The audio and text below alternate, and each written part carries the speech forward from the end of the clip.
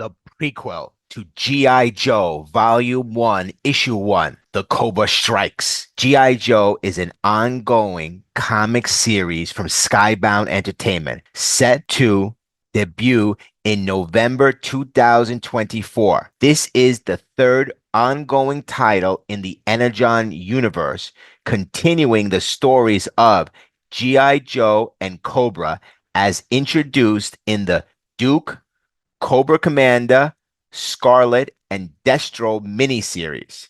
In this action-packed series, Duke leads a specialized military force to counter Cobra Commander's energon-powered ambitions for world domination. G.I. Joe Issue 1 will be available starting Wednesday, November 13, 2024. This new series marks another milestone in the Energon universe, an iconic partnership between Hasbro and Skybound, combining the Transformers and G.I. Joe franchises into a unified comic book universe. These videos serve as a prequel to the G.I. Joe series, starting with Duke, followed by Cobra Commander, then Scarlett, and finally Destro. There's also an Energon Universe 2024 special and a crossover in Transformers Volume 2, Issue 2, featuring Duke and Starscream. Prepare to relive the action before the new series premieres. Conrad Hauser has made first contact with an alien being and lived to tell the tale, but no one, not even Colonel Hawk, believes the story of the jet fighter converting into a colossus alien robot that nearly killed the man known as Duke. Now, one of the U.S. Army's most decorated soldiers is on the hunt for answers, drawn into a conflict that no amount of training could ever prepare him for, a war that only a real American hero has any chance of surviving. Presented by Skybound Entertainment, distributed by Image Comics, Duke Volume 1, Issues 1 to 5, plunges us into the heart of the Energon universe. Knowing is half the battle as Duke's journey unfolds, introduced in Transformers Volume 4, Issue 2. This epic saga leads into a new series of G.I. Joe within the Energon universe, seamlessly connecting with Transformers and Void rivals. Also included in this video is an epilogue. Energon Universe 2024 sets the stage for even a greater adventures, promising more intense battles and thrilling revelations. Don't miss out on the action as the boundaries between the worlds blur and the heroes rise to face unprecedented challenges. Calm down. If my family killed everyone who poked their nose into our business, we would have gone under centuries ago. We are hardly the only people keeping an eye on him. If he were to disappear or die, it would draw too much attention to our operation. Quote, Destro, Energon Universe, Skybound, Image, Duke, Volume 1, Issue 1, following the events of Transformers Volume 4, Issue 2. This is the recap before this issue. The Decepticons begin to drain the planet of its energy. Soundwave intercepts a transmission from the U.S. military asking a nearby pilot under the call sign Frosting to intercept their attack. Amused at the idea of the squishes trying to fight them, Starscream goes to intercept the fighter. He dogfights with them for a bit before transforming and smacking the jet down. The pilot and his ride-along eject, but Starscream catches up to Frosting and squashes him in front of his hand. The other soldier activates a button on the parachute, converting it into a wing jetpack. As Starscream advances, he pulls out his gun and fires at the Decepticon, getting a lucky shot at his eye before retreating. Starscream opts to give up on annoyance, and Duke flies away, fight another day. The story begins with General Hawk addressing Duke, acknowledging his status as the best in class and a product of America. He questions Duke's current disheveled state, expressing concern about what has happened to him. Duke is described as having not shaved, his shirt not buttoned up properly, and his uniform appearing unkempt. He seems slumped over a chair, contributing to his disheveled appearance. General Hawk says, regardless, we want you back. Your country needs you back. The narrative delves into the reason behind Duke's state, revealing he and another G.I. Joe operative were on a mission. As they engage in battle, their airplane unexpectedly transformed into an enormous robot, identified by us as a Decepticon. Duke expresses his disbelief, stating that he couldn't believe that the transformation occurred. He reveals the emotional impact of the incident, mentioning that his partner was killed, leaving him feeling disoriented and shaken. The disarray Duke is experiencing is attributed to his traumatic incident. General Hawk emphasizes the need for Duke to take care of his co-pilot's family, recognizing the emotional toll the loss has taken on him. Duke presses General Hawk, inquiring about the context of the black box from the Sky Striker. General Hawk responds that the information is classified, frustrating Duke. In his frustration, Duke throws some files across at General Hawk. Hawk advises Duke to take some time for himself and return when ready, emphasizing the continued need for him. Duke, however, dismisses the suggestion, declaring, "To hell with it, I'm done," and abruptly leaves. Fast forwarding 6 months, Duke undergoes a noticeable transformation, sporting long blonde hair and a complete beard. He is seen navigating his way to a specific meeting area, entering a place filled with individuals discussing various conspiracies. These discussions include accounts of witnessing trucks transforming into robots, i.e. Optimus Prime, and claims that some entities are controlled by little green men. Duke finds himself in disbelief, shaking his head and questioning the purpose of his presence in the midst of these bizarre discussions. Eventually gaining attention, a woman approaches him and expresses relief that he made it to the meeting. Duke identifies her as Dr. Adele Burkhart, the same doctor from the first issue of G.I. Joe. She leads him to a private room, apologizing for the unconventional circumstances and explaining that is where she conducts her work, and amidst these individuals she refers to as crazies. Dr. Burkhart proceeds to share the results of her research with Duke, acknowledging the loss of most of her findings. She reveals that during the creation of the universe, a powerful energy disappeared into the cosmos, capable of powering anything and everything, essentially constituting an Energon universe. Displaying a schematic on the board, she explains its details, pointing out that Mars Industries appears to be the sole company with the access to this extraordinary energy source. Dr. Burkhart informs Duke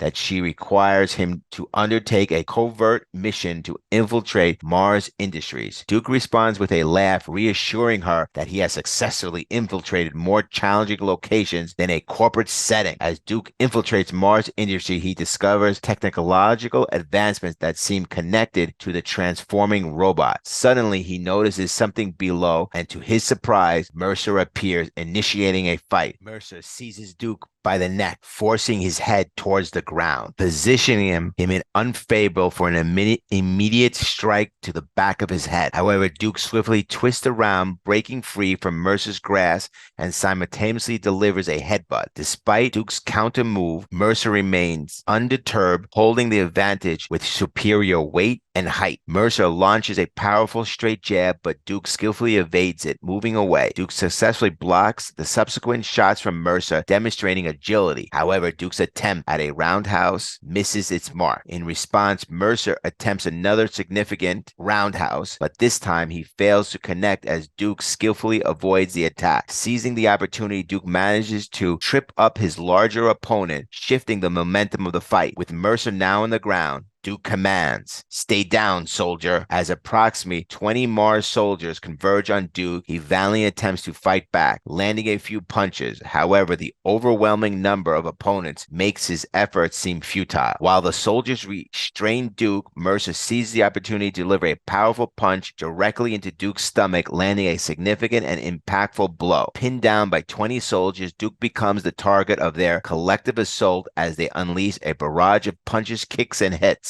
In his battered and bloody state, Duke defiantly declares, "You built it. I knew it." His words suggest that he has uncovered some knowledge or realization related to something that was constructed or created, indicating a connection to the ongoing events. The Mars soldiers forcibly throw Duke down, dismissing him as a nut job and labeling him as crazy due to his seemingly unconventional beliefs or actions. Mercer communicates with someone on the other end, suggesting immediate execution, but a voice identified as Destro intervened, stating that letting Duke go is the wiser choice, as there are others to ensure he doesn't reveal information. Calm down. If my family killed everyone who poked their nose into our business, we would have gone under centuries ago. We are hardly the only people keeping an eye on him. If he were to disappear or die, it would draw too much attention to our operation. Upon realizing the urgency, Duke decides to return to Dr. Burkhart. Finding her severely injured and on the brink of death, she implores him to disseminate the critical information immediately, acknowledging that it's too late for her. Dr. Burkhart succumbs to her injuries. Subsequently, assault officers storm in, opening fire on Duke. In a daring escape, he leaps out the window, prompting one of the officers to comment that surviving such a fall is impossible. Against the odds, Duke survives, though badly wounded, bleeding profusely. He navigates through an alley, endeavoring to collect his thoughts and strategize his next move. In the following scene, General Hawk is seen walking towards an Apache helicopter in the dark, engaged in a phone conversation. General Hawk says, "Of course, I understand. This is my mess. I hold full responsibility. I'll clean it up. One of our own has become a problem. Duke has gone rogue, Krieger.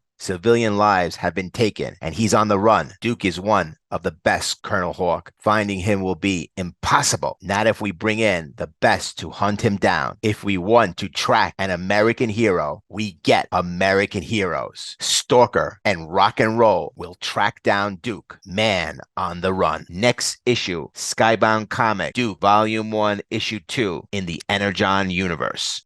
Conrad Hauser has made first contact with an alien being and lived to tell the tale. But no one, not even Colonel Hawk, believes the story of the jet fighter converting into a colossus alien robot that nearly killed the man known as Duke. Now, one of U.S. Army's most decorated soldiers is on the hunt for answers, drawn into a conflict that no amount of training could ever prepare him for, a war that only a real American hero has a chance of surviving. This is for the best, Duke. You can't be on the run. You want to get to the other side of this? You need to trust the system. The system didn't trust me. Why should I believe anything from you? Quote, Stalker and Duke. From the Energon Universe, Skybound, Entertainment, Image, Distribution, Duke, Volume 1, Issue 2. Following the events of Transformers, Volume 4, Issue 2. Duke, an American hero, finds himself on the run after receiving information from Dr. Burkhart, who was killed for assisting him. Injured from gunshot wounds and having leaped out of a building, Duke is now wanted for murder, pursued by various factions. Perched atop of a trailer with a sun umbrella, a man observes the aftermath of 16 casualties on his phone and contemplates what Conrad, also known as Duke, has entangled himself in. Despite the grim scene, this individual feels a sense of relief, preferring Duke to be the one pursued rather than himself. Stretching warily, the man craves a cup of coffee to invigorate himself after witnessing the troubling situation. Wearing slippers, socks, atop of a trailer, he gazes over a junkyard named Manny's Mean Machines, scattered with tires and used cars. Affectionately blowing a kiss to his muscle car, we discover his identity as Lance J. Steinberg, holder of a Bachelor of Science degree from the Massachusetts Institute of Technology, but he is none other than Clutch. The coffee may be a day old, but as fate would have it, the wanted man Duke walks in, suggesting to Clutch, "Why don't you pour me one while you're at it?" Clutch is surprised to see his friend, Conrad Hauser, aka Duke. Clutch, unable to recognize Duke due to the beard, questions what he's doing here. Duke explains that the military police are after him. However, Duke reminds Clutch that they go even further back. At this moment, a woman's voice calls out to Clutch, asking if he's okay. The groggy woman, having heard a scream, reassures that Clutch has nothing to worry about, mentioning that it's just an old buddy named Duke who stopped by. Clutch is revealed to be a childhood friend, and in their youth, Clutch used to build things while Duke was known for crashing them. Clutch attempts to introduce the woman to Duke, but he struggles to remember her name, leading to the frustration on the woman's part. Clutch receives a smack from the frustrated woman for not remembering her name, and as she storms off, Duke jokingly remarks, "I still see you have a way with the ladies." The pain intensifies for Duke due to the multiple gunshot wounds, and he buckles in agony. Clutch recognizes the urgency as Duke explains the injuries caused by bullets and glass from his daring escape through a window. Clutch, not finding Duke's situation strange, likens him to a car in need of a tune-up. However, he expresses interest in a rundown of Duke's current predicament and what's happening. Duke informs Clutch about the giant robot incident, but Clutch, skeptical, doesn't believe the story. However, he acknowledges that Dr. Burkhart must have had her reason for trusting Duke with a key. Clutch explains to Duke that the key is more like a LoJack with stealth trackers, and its purpose is to track something highly illegal. They speculate on its origin and aim to uncover who is using this technology. As he activates the tracking device, the distinctive beeping sound fills the air, indicating the device is in operation. Clutch, realizing the significance of the tracking device, acknowledged Duke, saying, "Well, I'll be damned. This is where you need to go, good old boy." The tracking device location is identified somewhere in the United States. Destro becomes aware that something significant is unfolding. As he too receives a beeping message, Duke is reluctant to involve anyone else, especially his brother. Despite the familiar connection, he chooses to proceed alone, not wanting to put his loved ones at risk. He feels bad enough getting Clutch involved in this situation. A boombox clunks on the top of a metal as Clutch says, "Why go back to Hawk?" Duke responds, "He didn't believe me before. I doubt he believes me now." As Clutch says his farewell to Duke, he expresses hope that his friend will discover the answers he seeks. Suddenly, the sound of bullets being loaded into a machine gun and the lively tunes of rock and roll fill the air. Rock and roll, armed with a machine gun, exclaims, "Let's make some noise," as the boombox blares out classic rock and roll tunes. Bullets fly everywhere as Duke and Clutch scramble for cover. Unfortunately, the muscle car takes a barrage of bullets and erupts in flames, causing Clutch immense pain as he watches his beloved car go up in smoke. Meanwhile, Rock and Roll wears a triumphant smile amidst the chaos. Amidst the circling bullets, Duke and Clutch seek refuge in the garage. Duke proposes taking the wheel, but Clutch adamantly refuses. Outside, Rock and Roll taunts them, urging them to come out and play. The truck comes crashing out of the garage, evading the machine gun fire. However, Rock and Roll deploys two drones equipped with machine guns,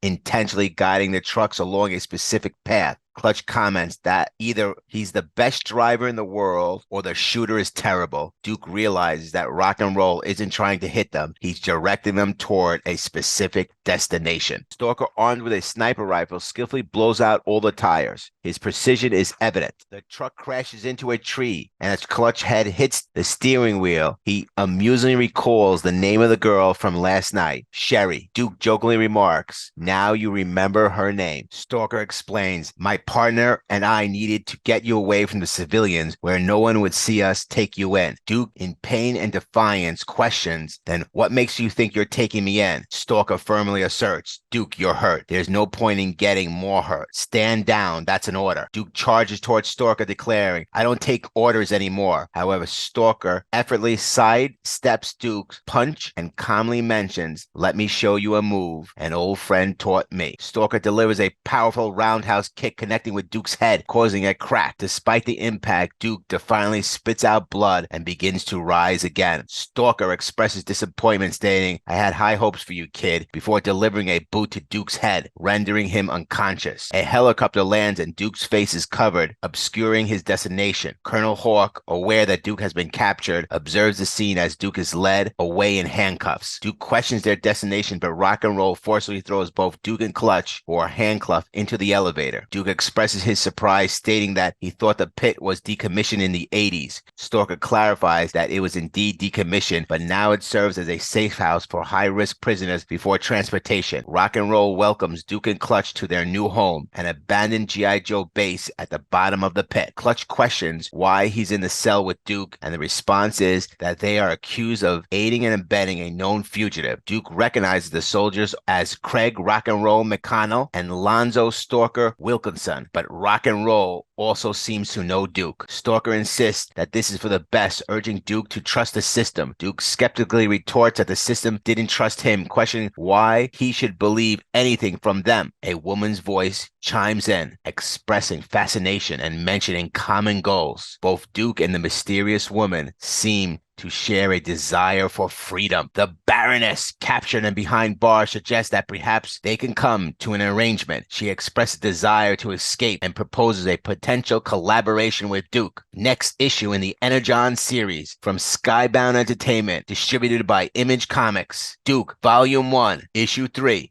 Duke finds himself in an unexpected alliance as Mars assaulted the pit. If you keep paying me the right money, I'm good for whatever, mate. Quote, Major Blood. Presented by Skybound Entertainment, distributed by Image Comics. Duke, Volume 1, Issue 3. At Mars headquarters, the company has begun relocating after being compromised by Duke's infiltration. Destro initially believed their interloper would be killed while being pursued by the authorities. Since that didn't happen, he must now be dealt with permanently.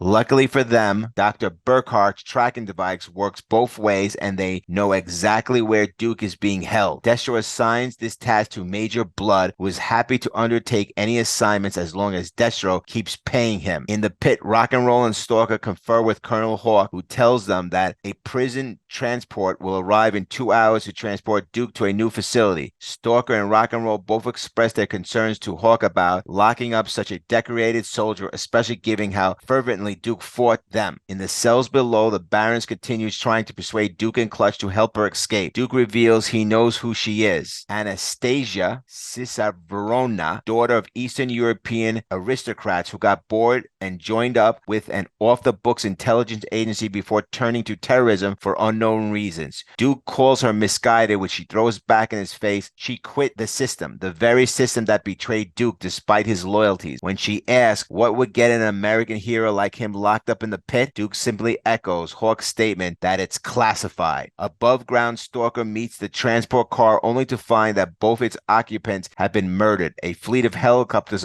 fly overhead, piloted by Major Blood and his bloodhounds. Blood orders his hounds to kill everyone in the pit. Rock and Roll lets Clutch and Duke out of their cells to evacuate. Baroness begs them not to leave her behind before an explosion knocks them down, Rock and Roll and Clutch. As bloodhounds storm the cell, Duke reluctantly frees the Baroness. She tells him to help his friends while she looks for an exit. As Duke helps Clutch clear rubble off Rock and Roll, he is attacked by Major Blood. Blood reveals that he was the one who killed Burkhart and demands the device from Duke. Duke feigns ignorance, but Blood is insistent. Duke has a high bounty on his head, and Blood has no problem going the extra distance to finish a job. Duke defiantly tells him he'll die before telling him anything. Blood aims his gun at Duke's head, but is shot in the back of the head by the Baroness. She then takes aim at Duke. There is a huge bounty on his head. Notes: Duke flashes back briefly to Frosting's death at the hands of Starscream in Transformers #2. Blood confirms that he killed Dr. Burkhart back in issue 1, hinted by her mentioning that the man who attacked her was from Australia. As with other characters, Major Blood's design is based on that of his classified series figure. This includes his mechanical arm, a detail from his original toy sculpting, but has rarely been used in previous Joe fiction. The one element not seen in this iteration appearance is the iconic eye patch, but it's safe to assume that he'll be getting that soon. In turn, the outfits worn by Major Bloodhounds are inspired by Blood's classic design. The backstory of the Baroness detailed in this issue takes cues from her original backstory as the daughter of a European aristocrat turned terrorist. Some of her dialogue also hints towards the student radical interpretation that Larry Hama originally envisioned for her character, which has largely gone unused. While past iterations here given her the surname de Cobra, the Cicerone used her here was first introduced in the pages of Devil's Due G.I. Joe American Elite issue 22 as a retcon to her real last name, and has subsequently been used in G.I. Joe Renegades cartoon and the G.I. Joe classified novels. Clutch misquotes the song "You Can't Always Get What You Want" by the Rolling Stone. Next issue, presented by Skybound Entertainment, distributed by Image Comics. Duke, Volume 1, Issue 4. If you had just given up this precious system that has caged you your entire life, we all have our cages, Baroness, even you. Quote, Baroness and Duke. Presented by Skybound Entertainment, distributed by Image Comics. Duke, Volume 1, Issue 4. Major Blood's bloodhounds continue their assault on the pit. Stalker tries to radio for backup, but his signal is jammed, and he is forced to retreat further into the pit with the others. Meanwhile, Baroness has her gun aimed at Duke, while Clutch and Rock and Roll fight off bloodhounds. She threatens to take Duke in and collect his bounty, but Duke tells her that even if she does, the people after him will eventually turn on her if she gets caught up in their game. The Baroness agrees and helps him up, and while Stalker is hesitant about this new alliance, he agrees they'll need all the help they can get. Unable to combat the hounds above of them, the group decides to head further down into the pit, finding a hangar full of decommissioned and experimental vehicles that with a bit of fine-tuning from Clutch, they can use to fight back against the invaders. Back on the surface, a grievously wounded Blood reports back to his hounds, ordering that they destroy the pit, but they leave Baroness to him. She owes him an eye. However, at that moment, the pit opens up and an APC, a Mobat, and a Sky Striker comes roaring out, mowing down the Bloodhound. As the hounds retreat, Baroness takes the opportunity to escape by stealing one of their fangs, much to Stalker's irritation. Duke similarly decides to use this opportunity to take the Sky Striker and follow the location on the devices Adele Burkhart gave him. Clutch tries to convince him to stay, but ultimately wishes his friend luck on his mission. At a secret Mars facility in the Rocky Mountains, Destro oversees the construction of his new HISS tank, but is informed that the power cores they've been provided with are insufficient. Mercer enters and informs Destro of Blood's failure. Knowing Duke will be headed for them, Destro tells Mercer to have Scrap Iron test his latest creation in the field. As Duke approaches the mountain range, a secret compartment opens up from which Scrap Iron fires his missiles from his anti-armor drone. Duke managed to bail out of the Sky Striker before it crashes and climbs the mountain up to the facility. Inside, he discovers more of the weapons and vehicles he found at the Mars facility, along with a massive battery of some kind. Knowing Mars is watching him, Duke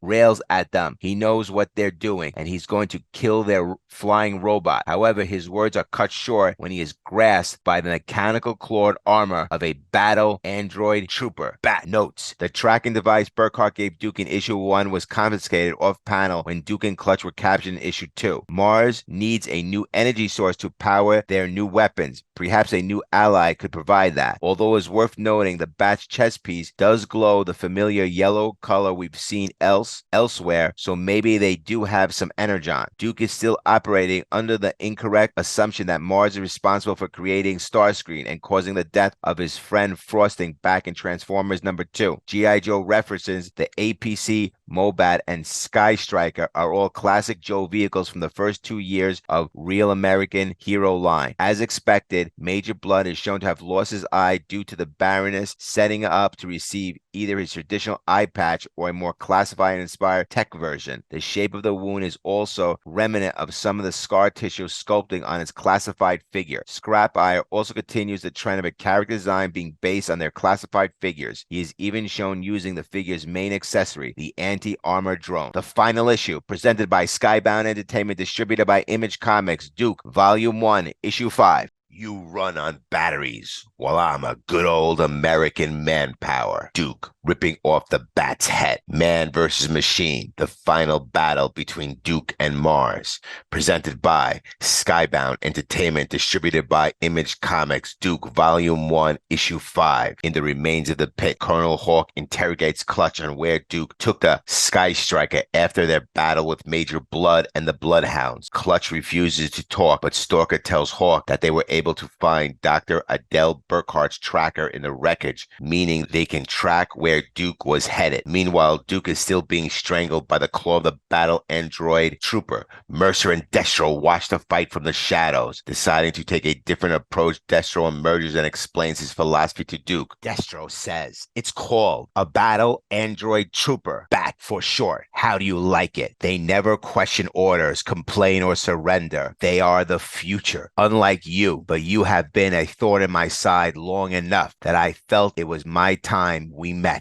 Face to face, I did my research. Conrad Hager, once a great soldier, but recently fallen from grace and too far down the rabbit hole. However, I have a proposition for you, Duke. What am I building here will revolutionize the world. In all wars, there is only one winner, the weapons, and those that control them. The Destro family has controlled those arms of war for centuries, and now the world is up for grabs. But I am not a fool. I know that I need people like you, people burned by the system, betrayed by their country. You know as well as I do that the red in red, white, and blue is made from your blood. He offers Duke a place in Mars, which Duke rebuffs with the accusation that his robot killed Frosting. Destro is fascinated at the idea of transforming robot, but assures Duke that he didn't build it. He falsely claims that it was built by the U.S. military in order to persuade Duke to his side, but Duke sees through the lie. When Destro offers him a hand, Duke takes it and pulls Destro into a headbutt. Destro then leaves Duke to the bat, which easily knocks him to the ground. As Destro leaves, Mercer informs him that Duke's tracker pinged again, meaning he's likely being followed. Deciding to cut his losses, Destro orders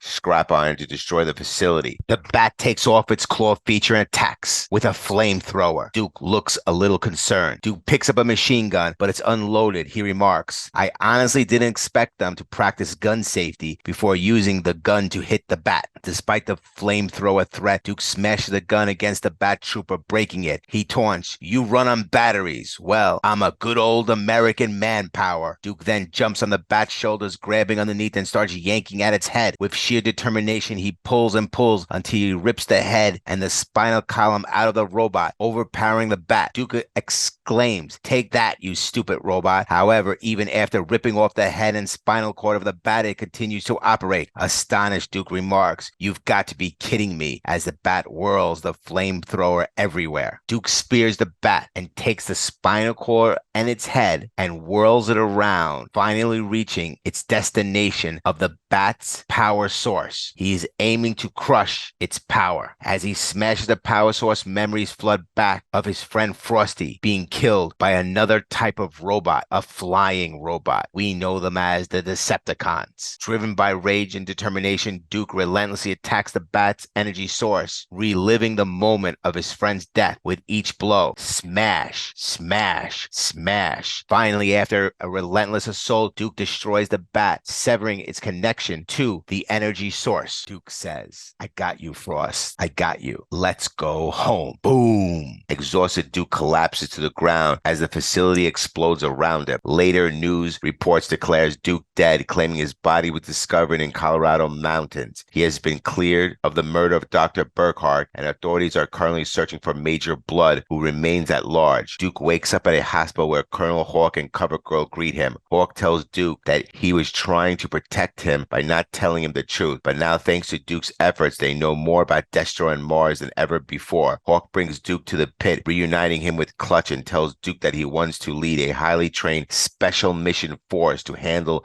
the new threats that are emerging. Hawk says, "I want you to build a highly trained special mission force, one that can handle these new threats on the horizon." Duke says, "Not a chance. I'm not fighting anyone's secret war." Clutch, "You got a ride out of here?" Hawk, "Hold on, Duke. This is bigger than you know. There's a lot more happening here than you can imagine. It's more than just Destro. It's more than just one jet that turns into a robot." Duke says, "What do you mean?" CoverGirl, "One of our drones caught this on a surveillance a few months ago. This big SOB turns into a truck. Destro might not have built them, but someone did, and we need to know what they are and how to stop them. You already proved you can, son. What do you say now, Duke? We destroy them all." Notes: Dr. Burkhart's tracker given to Duke in issue 1 was established as being taken off Duke off-panel last issue. The footage Hawk shows Duke of Optimus Prime shows him with the Megatron arm, indicating the footage was captured at least sometime after Transformers 4. Destro's maroon suit jacket features a leopard print lining on the inside, inspired by the infamous Pimp Daddy Prophet Director Destro figure. The Jeep that Destro, Mercer, and Scrap Iron escape in is based on the Cobra Stinger vehicle with a slightly modified front bumper and redesigned missile launcher on the back. Duke having to fake his death ahead of the formation of G.I. Joe mirrors the setup of the original IDW continuity. The description of this new team as a highly trained special mission force is of course pulled directly from the narration of the original G.I. Joe, a real American hero cartoon series theme. Experience the Energon Universe in older videos such as Duke, Transformers, and Cobra Commander. "I hate you, American. Well, you're really going to love me when I tell you what I've planned." Quote, Baroness and Duke. Duke recruits an unlikely member for his new team. Presented by Skybound Entertainment, distributed Image Comics, G.I. Joe, Energon Universe, 2024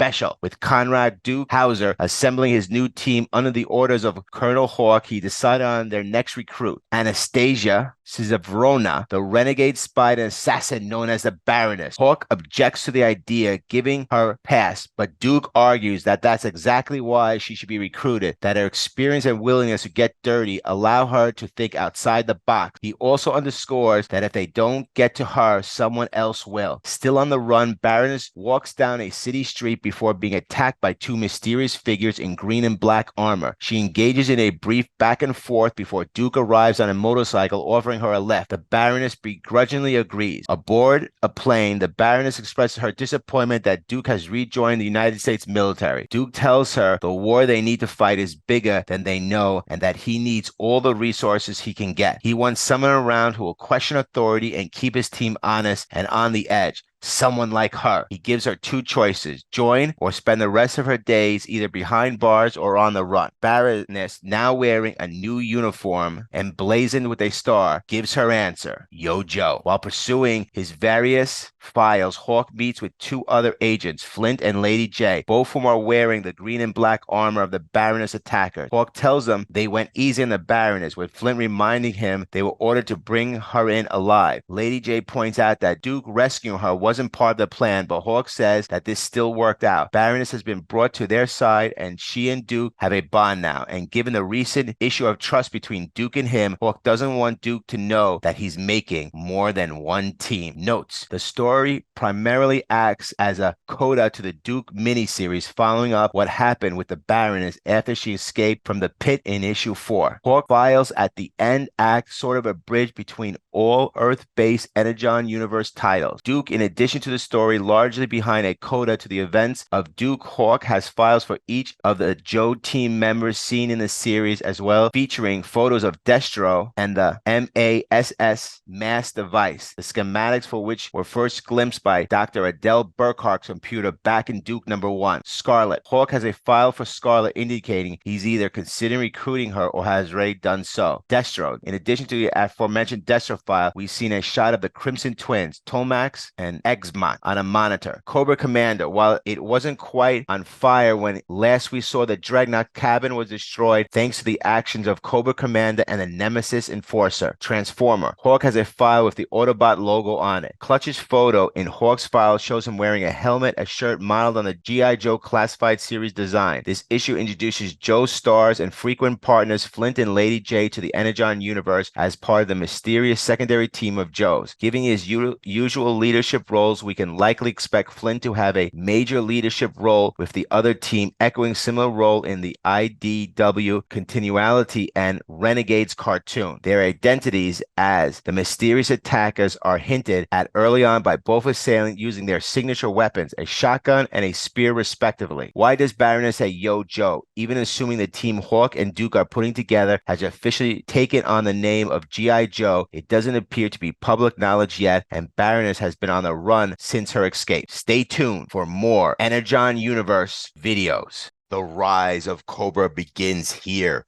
in a world where the Cobra organization hasn't formed. One man's sinister plan to utilize the mysterious alien substance known as Energon sends shockwaves across the globe. Who is Cobra Commander in Energon Universe?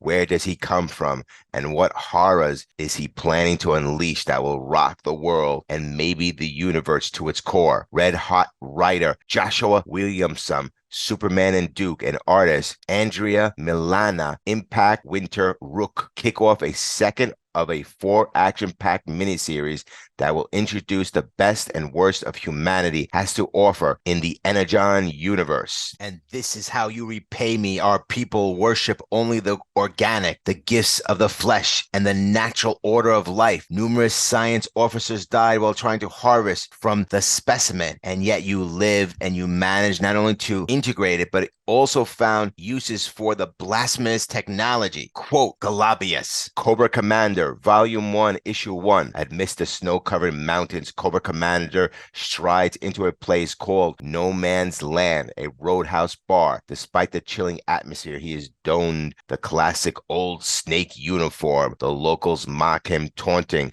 the notorious figure. Unfazed, the bartender addresses him, inquiring Hey stranger, what it'll be. Cobra Commander turns to the bartender and states, I have a need for a vehicle. Speak now if you can be of assistance. A local interrupts with a mocking laugh saying, Ha! How the hell did you get all the way out here without a truck, buddy? The local slaps Cobra Commander on the back, taunting remark, and what's up with that lisp? Dang, circus is in town and no one told us, boys? Good luck, it's cold out there. Little do they realize making fun of Cobra Commander might prove to be a great mistake. The local leaves the bar and Cobra Commander follows suit. Outside the local's car equipped for the harsh snow conditions. Startling the local, Cobra Commander remarks, your vehicle will do nicely as there is an ongoing snowstorm. A dreadful and unpleasant sound echoes, accompanied by the vehicle swiftly departing, leaving a trail of blood splattered across the snowy landscape. Several patrons exit the bar, searching for Jimmy the local. The woman expresses disbelief at his sudden departure, but the unmistakable sound of his truck in the distance catches their attention. Filled with concern, she screams out in distress. A grim scene unfolds as an individual is found murdered, and the Cobra insignia is disturbingly left in the victim's blood. The unsettling discovery reveals that Cobra Commander has not only committed the crime, but has also stolen the victim's vehicle to make a swift getaway. Before the aforementioned events transpire, the narrator takes an overworldly turn, transporting the story to a place that appears unfamiliar, a mysterious and technological advanced environment resembling the Himalayas. This enigmatic setting is none other than Cobra-La. With Cobra-La, despite its apparent similarities to Earth, complete with shopping, socializing, farming, and transportation, there's an unmistakable and surreal quality that sets it apart as something fundamentally different from the world we know. The community exists in a unique and mysterious realm. The citizens of Cobra-La are in an uproar, storming a building and chanting Cobra-La, and amidst the chaos, a colossal explosion erupts, intensifying their outrage. Voices rise in anger as they express concerns about letting a perceived monstrosity into their midst. The enraged mob surges towards the targeted building, determined to take action against the perceived threat. A distressed citizen of Cobra-La shouts a dire warning, acknowledging that the mob has become too large and is on the verge of breaching their defenses. Fearful of the consequences when the crowd discovers their actions, realizing they have committed crimes against their own principles, the citizen urges a hasty retreat to avoid potential harm to all. In the final plea, the scientist of Cobra-La urgently screams, retreat, signifying a desperate attempt to withdraw from the impending threat and potential consequences of the mob's discovery. The frantic Cobra-La scientist citizen who is shouting a warning is abruptly silenced as a gunshot rings out, the impact of the shot tearing through their head. Bang! The sudden and violent end to their plea underscores the severity of the situation. Cobra Commander, adorned in the distinctive gold helmet with red visor, reveals himself as the predator of the shooting. Asserting authority, he declares, no one retreats. Another shot follows, enforcing the command. Cobra Commander emphasized the need to protect their research, highlighting that despite being scientists, they possess the potential to wield a various things as weapons. The urgent focus is on safeguarding their scientific endeavors. Cobra Commander commands the doors to be opened, inviting the approaching intruders into the facility. He reveals a deadly spore created in the very labs they stand, unleashing it upon the unsuspecting Cobra-La citizens. With cold determination, Cobra Commander orders, kill the first one who tries to surrender, firing a warning shot as the ominous prelude to the impending conflict. The scene intensifies with the sound of gunfire.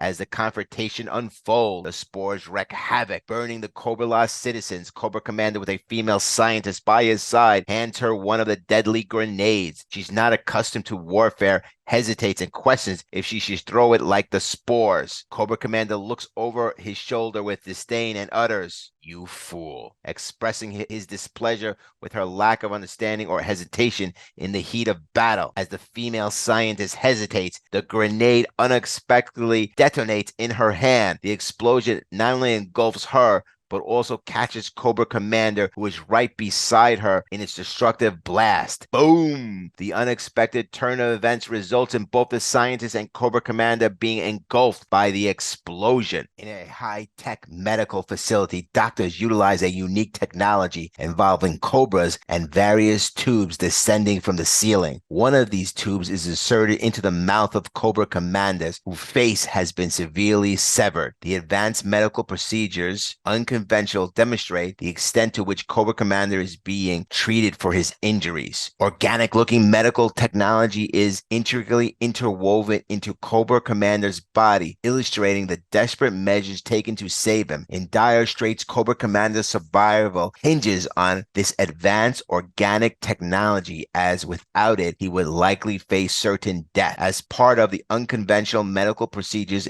a cobra is placed on Cobra Commander's body, injecting its venom into the patient. Despite the ongoing organic treatments, Cobra Commander displays a severe anger, perhaps reacting to the intense pain or frustration with the circumstance surrounding his condition. Wrapped in bandages that encase both his body and face with what appears to be an organic IV system intricately threading through him, Cobra Commander meticulously clings to life. The advanced medical interventions, though unconventional, seem to have played a crucial role in keeping him alive against all odds. Cobra Commander, while undergoing the intricate medical procedure, glances over and spots his signature helmet with the iconic visor, a symbol of his command and authority. The recognition of his distinctive Cobra Commander helmet adds a symbolic layer to his road to recovery. Cobra Commander reaches out and holds his classic helmet in his hands. Powerful and a symbolic moment as he reconnects with the emblem of his identity and leadership. Pythona, addressing Cobra Commander, instructs him to put on the classic helmet, urging him to hide whatever shame or vulnerability he may feel. That directive emphasizes the significance of the helmet not only as an emblem of authority, but also as a mask to conceal any perceived weaknesses. The scene unfolds with Pythona and two royal guards as they inform Cobra Commander that he has been summoned. Cobra Commander, attentive and obedient, listens to Pythona's commands and ready to comply with whatever instructions he is given. Cobra Commander, flanked by the two royal guards and accompanied by Pythona, walks through the Cobra community. The citizen in hushed whispers react with intrigue and speculation at the presence of Cobra Commander, indicating that his appearance is noteworthy and eclipses a response from the community. As Cobra Commander walks through the gates, a voice in the background speaks, revealing, "I found you lost in the outside world, aimlessly searching for meaning, and I brought you to Cobra. Gave you purpose." The speaker is identified as Galabulus, emphasizing his role in shaping Cobra Commander's destiny and providing him with a sense of purpose. Galabulus says, "And this is how you repay me. Our people worship only the organic, the gifts of the flesh, and the natural orders of life. Numerous science officers died while trying to harvest from the specimen, and yet you live. You managed to not only interrogate it, but also find uses for the blasphemous technology." Cobra Commander responds, asserting, "I should be respected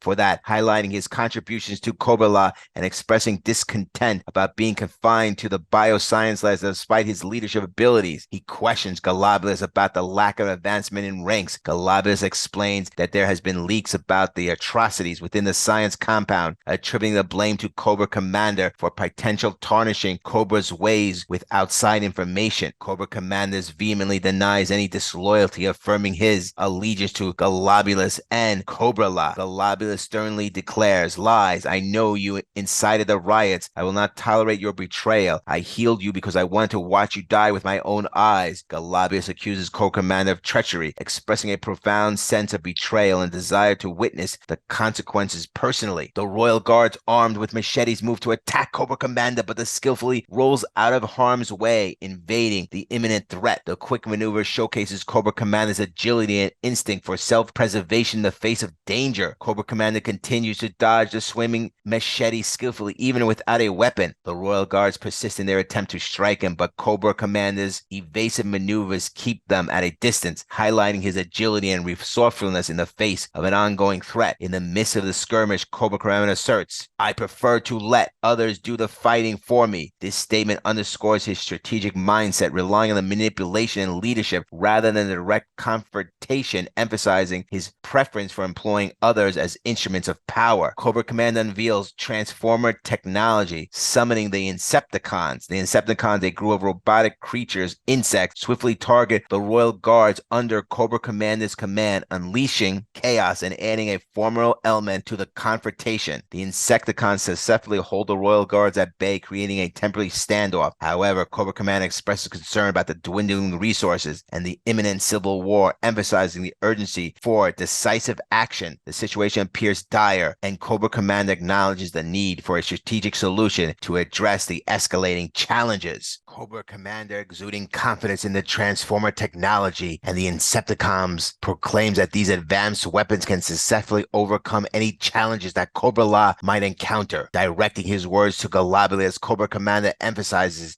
that what they are currently witnessing is merely a glimpse of the vast potential these technologies hold. Simultaneously, the Insepticons showcase their destructive prowess, leaving baseball-sized holes in the bodies of the Royal Guards. This exhibition of force reinforces Cobra Commander's conviction in the formidable technology advantages at their disposal. In a bid to secure Galabulus' trust and navigate a delicate situation, Cobra Commander proposes a strategic bargain. Expressing unwavering loyalty to Galabulus and Cobra La, he offers to enhance their global influence to accomplish shared objectives. In return, Cobra Commander seeks a new title and permission to undertake a special mission in the outside world, emphasizing the destiny of Cobra as well as his own fate rests in Galabulus' hands, and the plea underscores Cobra Commander's calculated strategy to not only to ensure his survival, but also to contribute to Cobra La's prosperity through a careful, envisioned mission. Passing through a complex network of gates and stringent security measures, Cobra Commander makes his way towards an enormous mega-sized jail cell. This imposing structure is crafted from a sturdy steel and features formidable doors, indicating its purpose is to securely confine something of utmost significance, according to Cobra Commander's perception. The contents of this colossal cell are shrouded in mystery, closely guarded and unknown to all but a select few. Facing an imposing jail cell, Cobra Commander comments, "You probably hope I was dead." This remark implies the possibility there were expectations or desire for his demise. However, Cobra Commander's defiant presence indicates that he has survived against these expectations, showing his resilience and unwavering determination to persist despite the potential adversaries or challenges. In his display of pride, Cobra Commander positions himself before the captive Megatron from the Decepticons, showing the cutting-edge technology he has introduced to Cobra La. Megatron, the former leader of the Decepticons, has strategically employed by Cobra Commander to harness the power of Energon, contributing to the development of formidable weapons. Notably, Megatron bears a visible damage, his arms missing, a clear testament to intense battles he has encountered. The scene unveils a tactical alliance between Cobra La and Cobra Commander, underscoring Cobra Commander's utilization of Megatron's technology for their own nefarious objectives. Referencing Transformers Volume 4, Issue 4. "Too bad you have served me well, Machine. I was honest with Galabulus. My loyalty to him and Cobra La is steadfast. After each of our sessions, I did my duty and reported my findings. Accept the data within your paint, a fractured story of galaxies beyond ours. Cobra La is advanced for a civilization on Earth, but it pales in comparison to what's in space." Cobra Commander reflects on the unsuccessful attempts of other science to communicate with Megatron and extract information willingly. Instead of engaging in dialogue, Cobra Commander devises an alternate approach, forcibly extracting the desired information from Megatron's very soul. This highlights Cobra Commander's ruthlessness and determined nature, willing to employ more direct and subversive methods to achieve his goal. In a brutal scene, Megatron is subject to intense electrocution, causing him to scream in agony. Cobra Commander ruthlessly extracts the energon from Megatron's body, emphasizing the use of extreme and painful measures to achieve his objectives. This depicts the harsh and merciless methods employed by Cobra Commander in his pursuit of power and information. Harnessing the energy forcibly extracted from Megatron, Cobra Commander perceives similar energies beyond their current realm. Driven by relentless pursuit of knowledge and power, he resolves to track down and explore these energies further. Aware that there are other Transformers akin to his captive, Cobra Commander aims to unravel the mystery surrounding the energy sources that empower both him and these extraterrestrial beings. As Cobra Commander successfully acquires the Energon and unlocks all the secrets contained within Megatron, a moment of triumph ensues. With this newfound power, Cobra Commander envisions assembling an unstoppable army that he will lead, asserting that no force within Cobra or any world will be capable of thwarting his ambitions. The closing door marks the culmination of the sinister plan, leaving Megatron standing lifeless, a symbol of ruthless and calculated path Cobra Commander is willing to tread to achieve dominance and control. A surprising twist unfolds as the left eye of Megatron flickers to life, accompanied by a devious smile on his face. This unexpected turn of events suggests that despite the apparent lifelessness of Megatron may still harbor a level of consciousness or hidden agenda. The enigmatic smile hints at the complexity and the potential machinations that Cobra Commander might have to contend with. In the present moment, Cobra Commander gazes the mountain as contemplating the events that have transpired. Nearby is a truck that the local individual he had killed, a grim reminder of the ruthless actions he took to secure the transportation in the unforging environment. A designated individual entrusted by Galabulus to monitor and safeguard Cobra Commander grows perplexed by Cobra Commander's solitary action. Person questions why Cobra Commander ventured off independently, taking a human life and then inexplicably paused to gaze at the sun. This contemplation reflects the observer's uncertainty and concern about Cobra Commander's unpredictability behavior. Cobra Commander dismisses the inquiries from the person he labels as a grunt and insists on maintaining his current appearance. He explicitly expresses a desire for attention, wanting imbeciles to reveal themselves as he navigates through the world. Despite the suggestion to adapt to a new disguise, Cobra Commander reluctantly rejects the idea, emphasizing a strategic approach to draw attention. Cobra Commander declares that a significant journey lies ahead, and by the time their endeavors conclude, the world will tremble in fear at the mention of the name Cobra Commander. The scene transitions to a desolate swampland characterized by its eerie solitude. Amidst this desolation, a single light emanates from a house situated in the heart of the swamp. The door of the house in the swamp bears the label Dreadnoks. Notes: Cobra Commander #1 brings Cobra, a controversial element from G.I. Joe the movie, into the Energon Universe. The origins of Cobra Commander in the new continuity reveal that he is a wayward human adopted by serpent people of Cobra. Cobra Commander's experiments on Megatron and the desire to find more Energon lead him to leave Cobra in search of the power to create even greater weapons. Cobra Commander #1 brings the iconic G.I. Joe villain into the Energon Universe, but one major twist may prove controversial among some fans. The Commander's origins in the new continuity are embracing a hotly debated piece of lore from the 1987 G.I. Joe the movie, taking the franchise in a decidedly more supernatural direction. First appearing in G.I. Joe the movie, Cobra proved controversial among Geo fandom for decades after. Cobra took the franchise into a completely new direction, pushing what was previously a military action adventure show into a full-blown sci-fi fantasy territory. Coming from the creative team of Joshua Williamson, Andrea Milana, and Annalisa Leone, and Russ Wooten, Cobra Commander 1 reveals the origins of its character. Readers learn that Cobra Commander hails from the underground society of serpent people known as Cobra.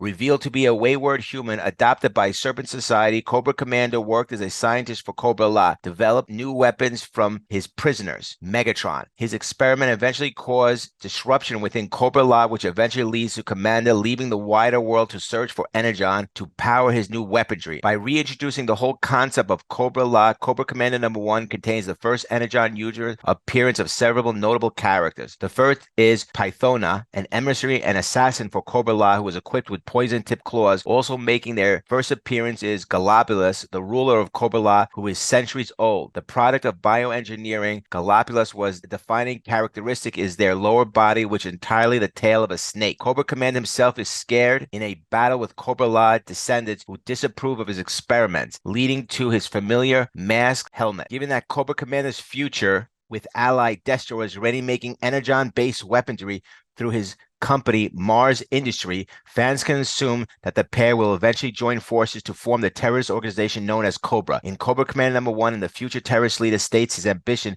to not just conquer the world, but to conquer entire worlds beyond Earth, something that could prove possible as the Energon universe continues to expand. With the stakes never this high before in the franchise, G.I. Joe fans will have to keep reading Cobra Commander to find out what happens next. Next issue. Cobra Commander, Volume 1, Issue 2. Cobra Commander's hunt for the mysterious Energon leads him to a series of dangerous encounters in the swamps of Florida. Presented by Skybound Entertainment, distributed by Image Comics. Cobra Commander, Volume 1, Issue 2. In the Energon Universe. In the swamps of Florida, Buzzer and Ripper, two members of the local biker gang, the Dreadnoks, capture and torture a pair of gun runners for information about who they were selling weapons to in their turf. When they refuse to talk, Buzzer murders one of them with his chainsaw. The other tells them they don't know the buyer's name, just they were supposed to meet them in Orlando. The Dreadnoks unite the surviving dealer only to chain him to their tricked out thunder machine and drag him across the ground, killing him. The next day, Cobra Commander and his Cobra Law protector investigate the swamps at a nearby gator tour, where Cobra Commander expresses his hatred of his fellow humans. They're too chaotic. What the world needs is order.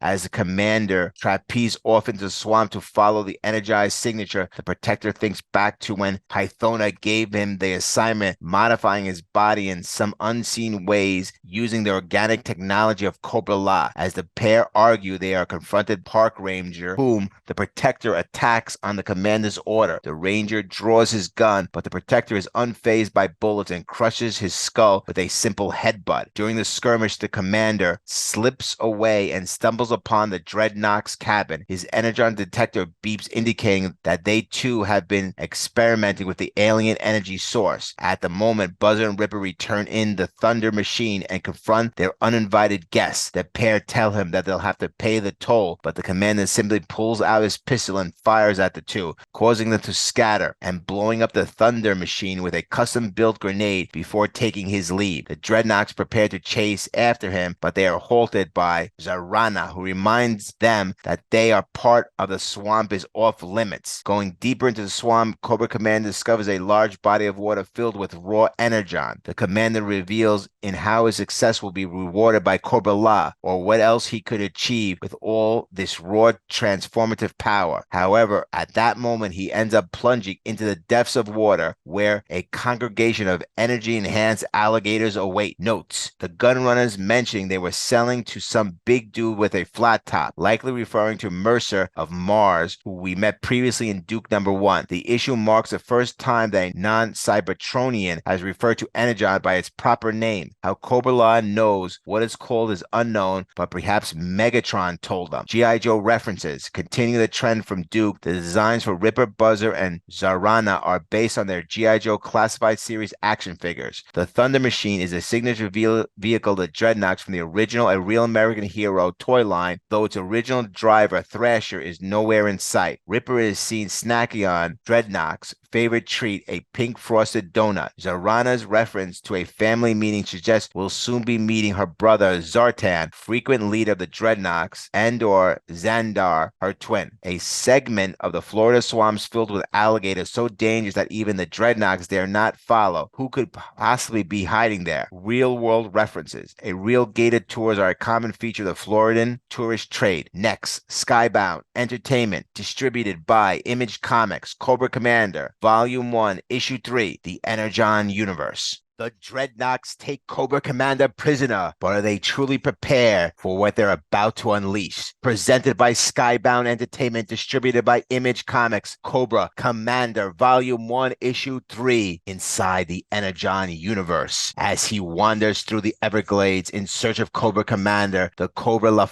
Enforcer curses his charge and hopes he's in pain. At that moment, Commander finds himself in the jaws of a giant Energon-enhanced alligator. He pulls out his guns to shoot the creature, but has little effect as the gator pulls him further underwater. A harpoon shoots down from above and ensnares them both. Meanwhile, Zarana, Ripper, and Buzzer arrive at the Dreadnoks bar for their family meeting. Zarana reminds the rest of the gang that the juice, Energon, is their key to success, but only so long as no one else comes looking for it, like the commander did. At the moment, Zarana's twin brother Xandar arrives with the commander in tow. Buzzer attempts to take off Commander Commander's mask, but is zapped with electricity in response. Zarana then commands Torch to try, but his eponymous tool is unable to do anything more than scorch the outer shell. Zarana points out that while his mask won't come off, the rest of him isn't protected. The Dreadnoks each then take turns torturing the Commander, trying to figure out what he knows and what operations and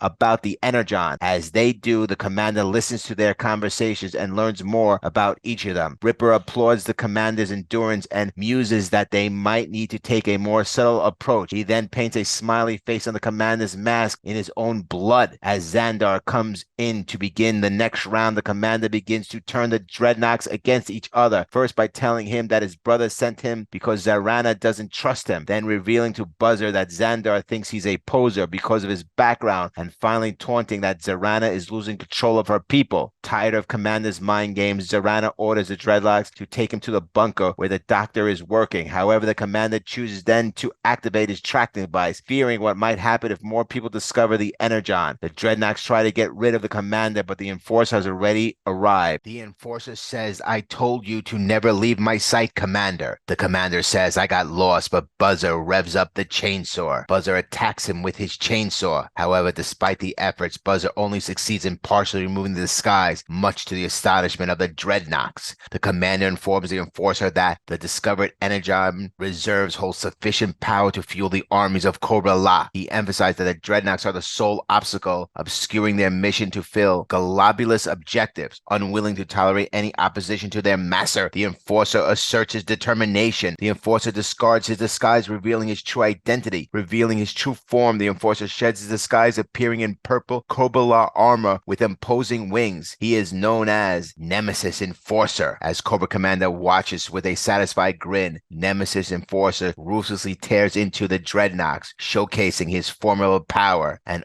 unwavering loyalty to Cobra La. Notes: the snake that the Nemesis Enforcer kills on the first page is shown to have the same glowing purple eyes as the alligators that attack Cobra Commander, showing that the effect of Energon on the local wildlife is widespread. Cobra Commander mask is rigged with electricity to prevent it from being removed, a trait carried over from a real American hero cartoon as seen in episodes such as Cold Slither. Xandar references his and Zarana's brother Zartan, leader of the Dreadnoks. Zarana states that he's currently undercover, which fits the Master of Disguise. Buzzer's backstory as a Cambridge Academy who became a biker while researching them is ripped directly from Buzzer's original file card. The issue also sees the speech pep with more British collocation. Cobra Commander Enforcers is revealed to be Nemesis Enforcer, another classic Cobra La character that originates from the G.I. Joe the movie. Transformers references: Zarana poses as an Energon cube, making the first time that the substance has been seen in the form in the Energon universe. Next issue, presented by Skybound Entertainment, distributed by Image Comics, Cobra Commander, Volume 1, Issue 4, The Energon Universe.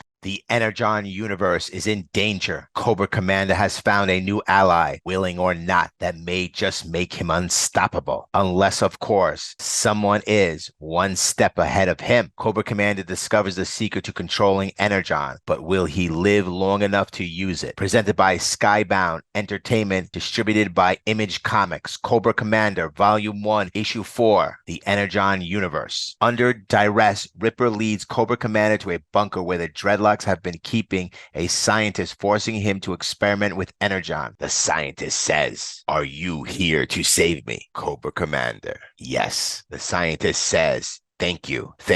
Those brutes took me. Those Dreadnoks kidnapped me and threw me down here to work." The commander says, "You don't have to worry about them now. They are being dealt with." The scientist thanks Cobra Commander, believing he's come to rescue him, and explains how the Dreadnought would harvest a raw energon from the swamps. Then he would convert it into new forms of energy. The Dreadnoughts wanted him to make some energon, but he soon found out that it was possible to create new forms of the substance by diluting it with other forms of radiation to create a less pure but still useful form. He demonstrated this by electrifying a shard of pink energon, converting it into blue cube form. Cobra Commander places it before his insectoid robots which quickly devour the cube and are transformed by the energy. Pleased with the results, the commander tells the scientists that they'll need to get him a much bigger lab. Meanwhile, Nemesis Enforcer has killed most of the Dreadnoks, leaving just Zarana, Xandar, Torch, and Buzzer alive to face the Behemoth. Knowing they can't take him on in a fight, Xandar concocts a plan to distract Nemesis by blowing up a bottle of their unrefined energon. The plan works, allowing the surviving Dreadnoks to escape on an airboat. Nemesis decides to let them go and meets up with the commander at the bunker, who tells him of their good fortune. With the scientists' work and the Dreadnoks' list of buyers, they can bring the greatest army the world has ever seen to Cobra La. However, Nemesis then turns his claws on Cobra Commander. In the commotion, Ripper escapes and flees into the swamps. The commander pleads for his life, proclaiming his loyalty to Cobra La, but Nemesis balks at this and reveals that Globulus never trusted the commander, and he is no longer needed now that they have the scientist. The battle begins with Nemesis Enforcer pounding the ground, triggering an avalanche. Cobra Commander expresses his dismay at Globulus's betrayal, insisting on his loyalty to Cobra La as he releases one of his insectoids. Nemesis swats the insect away and mocks Cobra Commander as pathetic. Nemesis Enforcer remarks that even with Cobra Commander's mask, he could discern the falsehood in his words. He asserts that his world is pure and that Cobra Commander is an outsider, would only tarnish it with his deceit. Meanwhile, Cobra Commander hides behind a tree, seizing Buzzsaw's chainsaw. Nemesis declares that with the scientists in their possession, they no longer need Cobra Commander. He challenges Cobra Commander's loyalty to Cobra La, suggesting that dying for the cause should be a source of pride. Despite Cobra Commander's attempt to attack with the chainsaw, it proves ineffective against Nemesis Enforcer. Nemesis Enforcer seizes Cobra Commander by the head, tearing off his mask as electricity courses through him. Rather than weakening him, it appears to invigorate him, making him even stronger. Cobra Commander pleads once more, begging to be taken back, promising to explain. However, Nemesis Enforcer remains resolute, declaring that Cobra Commander's true home was never with them. As he slashes and cuts into Cobra Commander's flesh, it's evident that there will be no mercy. Nemesis Enforcer seizes Cobra Commander soaring into the air before hurling down in a relentless descent, slamming Cobra Commander into the unforgiving ground. As Cobra Commander expresses to the Enforcer that he will simply not lay down and die, Nemesis Enforcer's cold response is a taunting challenge. Then run, human, run. Cobra Commander defiantly declares that he will not flee from Nemesis Enforcer or anyone else, asserting he has his own secret weapon, the Energon. Despite the punishing fall, Cobra Commander miraculously survives and seizes control. With a determined resolve, he merges with the insectoids, fashioning a mechanical glove around his hand and infusing it with corrupt energon of the scientist. As Nemesis Enforcer descends from above, Cobra Commander raises his hand, channeling the power of energon to release a powerful blast at his adversary. Boom! Cobra Commander then finds Ripper limping away and forces him to tell him who the Dreadnoks were planning on selling the energon to. Ripper tells him it was a bloke with the biggest company in the world, Destro of Mars Industries. Notes: on the first page, Cobra Commander is seen wiping away the bloody smile that was painted onto his mask in the previous issue. Cobra Commander little insect bots were seen in issue 1, where they were used to kill Globulus's royal guards. This issue finally begins to intersect with Destro and Mars plotline, first featured in Duke, and will soon be followed up in an upcoming Destro series. While Energon has traditionally been depicted as pink in Generation 1 inspired media, Energon has also been depicted as blue in prior media. This issue both has a different forms of Energon. Next, presented by Skybound Entertainment, distributed by Image Comics, Cobra Commander Volume 1, Issue 5, The Energon Universe.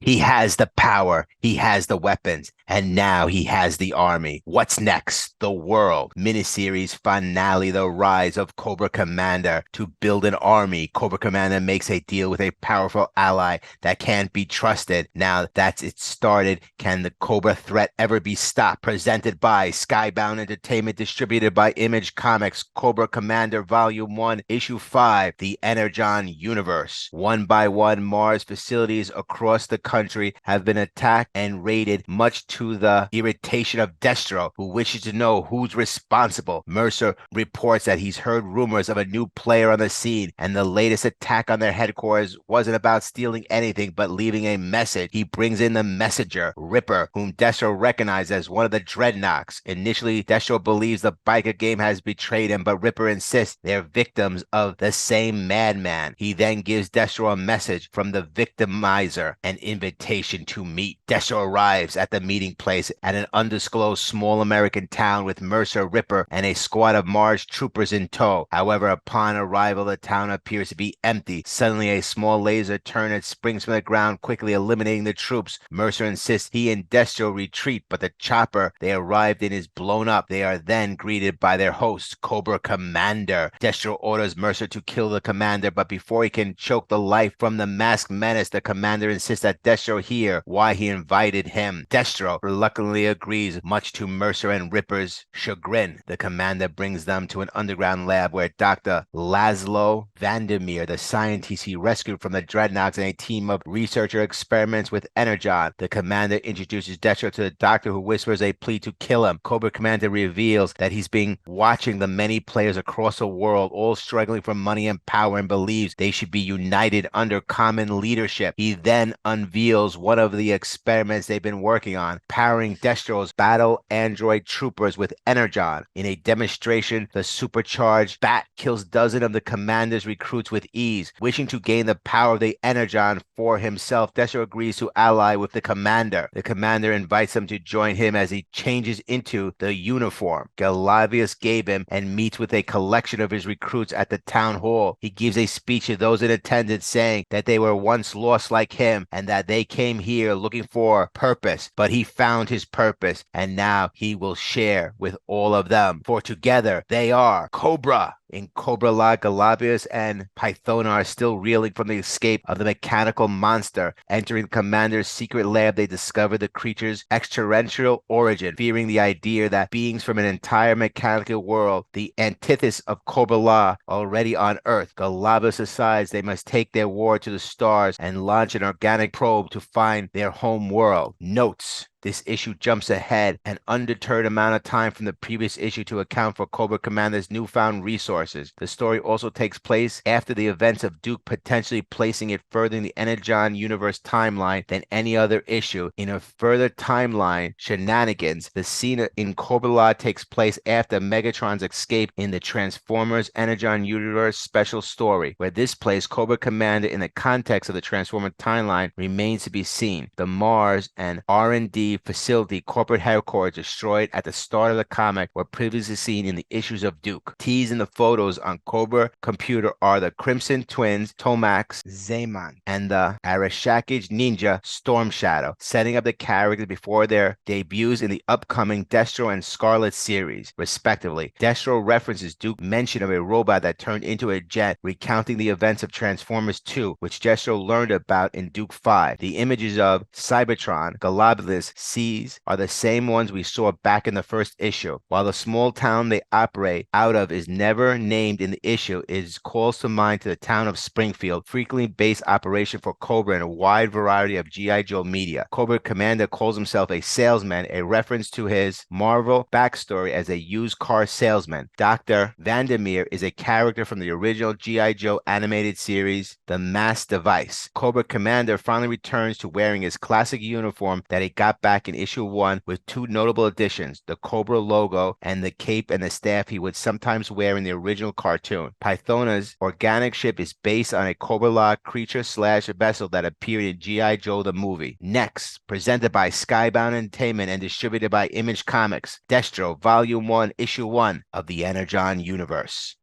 Mini-series premiere, the next chapter of Codename G.I. Joe begins here. Shanna Scarlett O'Hara is about to take on the most dangerous Black Ops mission of her career, infiltrating the mysterious rising power in Japan known as Clan Arashikane. Her one lead is her former partner Jinx turned Arashikane enforcer. Now Scarlett must use her very popular set of skills to survive undercover and discover a shocking weapon weapon that could change the balance of power on Earth. Writer Kelly Thompson, Black Widow, Birds of Prey, and artist Marco Ferrari, Frontiersmen, introduced some of the most anticipated characters to the Energon's universe in ways you'll never expect. Scarlett is a comic book miniseries from Skybound Entertainment. The series is the third of 4 initial G.I. Joe miniseries set in the Energon universe, which deal how the Transformers arrive on Earth causes the creation of G.I. Joe and Cobra. When her former friend Jinx disappears to become an Arashikane Forcer, Shannon Scarlett O'Hara decides to go undercover and infiltrate the clan. Presented by Skybound Entertainment, distributed by Image Comics, Scarlett, Volume 1, Issue 1, The Energon Universe. There's a small island in Monaco where many lights are beaming, but not a boat is in sight. Suddenly, out of nowhere, a head pops up. It's Scarlett. Scarlett emerges from the water and finds a small cave where she can undress, dry off, and put on her party dress. Armed with a silencer, she has snuck onto the island to attend a party. This is not a party, but a human auction for women. Scarlett reports back to Control that she is in position and security is extremely heavy. She informs her team that she is unsure if the auction for human women will take place tonight. In Scarlett's earpiece, Control tells her, Intel says, no, the assets are not on site. You are to gather evidence and confirm buyers if possible. Investigate, not engage. Scarlett acknowledges. Understood. Control. As Scarlett identifies the buyer, she notices a symbol she can't place. However, we recognize it as the Arashikane Kid symbol, the Japanese ninja clan. Scarlett may not recognize the symbol, but she does recognize Jinx. Scarlett immediately decides not to tell Control about Jinx, but wonders, what is she doing here? She notices that both security and non-security personnel are armed, leading her to disagree with the intel. She reasons the hostages must be on the premise. What else will be worth an armed heist at this specific moment? Scarlett observes that Jinx has her own security detail, adding another layer of complexity to the situation. Scarlett reports back to Control about 5 new armed players, but she understands Jinx doesn't want her involved. Despite this, Scarlett is unsure if she can honor that request. Upon entering the room, Jinx and her armed security cause many buyers to flee and draw guns against the ninja clan. Scarlett finds herself once again involved in the brawl and requests permission to engage from Control, but she is denied. Control states they are not authorized for engagement. Jinx appears particularly interested in rescuing one girl, while the other girls begin to flee, realizing they were going to be sold into human trafficking. Scarlett engages, knocking down one of the buyer security's personnel. She mocks Control's intelligence, questioning whether they still want to stick with the notion that there are no hostages present, given they are now loose and running around like chickens with their heads cut off. Scarlett requests permission to engage, but Control denies her. Despite this, Scarlett continues to take down the buyer security. Meanwhile, Jinx appears particularly interested in one of the girls and is seen running with her. Control says that is fact-finding mission. Only get intel on buyers and any assets they're trying to move. Ironically, Scarlett says understood as she keeps taking down security, and then somehow she finds her iconic crossbow on one of the security. Usually she uses the hand crossbow, but this will do. Control keeps reiterating to Scarlett we have no authorization to engage Scarlett. Killing all the soldiers and the security grounds around her have saved many women from being killed, or maybe even worse, human trafficking. Jinx is running away with one of the girls as a security guard takes aim at them. Scarlett sends a crossbow arrow right through his wrist, seemingly saving Jinx. Control says your mission parameters have not changed. Do not engage. Despite this, Scarlett continues to engage. Jinx has a small smile on her face, and it also seems the girl rescued by Jinx is Asian, most probably Japanese. Scarlett says control the mission parameters may not have changed, but the situation on the ground suddenly has. I have hostages, and I'm ready for an evac. Scarlett helps save the day for all these women from human trafficking. As one of the soldiers reaches for his gun, Scarlett shows mercy by letting him live. She ties up the security personnel and those who have not fled and is ready for extraction. Control agrees. Back in Washington, D.C., Scarlett is being reprimanded for the international incident she caused. Scarlett responds, I suppose I would ask how the victims and their families feel about being home instead of us coming home with intel on where they were going to be. The general, clearly frustrated with her proactive approach, yells, get out of my damn office. Scarlett leaves, heading away on her rocket motorcycle. Scarlett arrives back home, immediately noticing the tape on the door has been broken. Realizing someone is inside, she draws her weapon, ready to confront the intruder. Scarlett senses the mystery guest is undoubtedly military. With her gun drawn and aimed at his back, the soldier introduces himself as Sergeant Stalker. He has a file on Scarlett and explains that he is recruiting her for a mission, likely for the new G.I. Joe team. Stalker also seeks information on Jinx, noting from the file that Jinx and Scarlett were once close. Scarlett's still cautious and curious about what Stalker knows and why he needs the information on Jinx. 4 years ago, Jinx and Scarlett were very close friends. Scarlett tells Stalker, recalling their past. She mentions Jinx's talents for gardening and her deep knowledge of plants. Scarlett's voice softens as she reminisces, hinting at the trust and bond they once shared. Stalker is intrigued by the symbols. Scarlett explains, it's just a code we developed over the years. It started as a warning system but grew into something more. There are codes all over the house if you know what to look for. The code you saw in Monaco, the one Jinx was leaving, meant don't follow me. Stalker then adds, and how do you feel about ignoring that message? Scarlett responds, I'm listening. Stalker continues, nobody will talk to you about Jinx because she went missing while trying to infiltrate Clan Arashikane, which is a rising power in the global arms race. But it's time to make our move. Remember some of the other players in this global arms race. Destro, who owns Mars Industry and is affiliated with the Dreadnoks, has recently come under the banner of Cobra Commander. We're aware that Cobra Commander is looking to recruit other rising powers in the global's arms race. Snowjob, also known as Harlan Moore, is flying the helicopter. They're 10 miles out and had planned to drop Scarlett off before reaching the mountain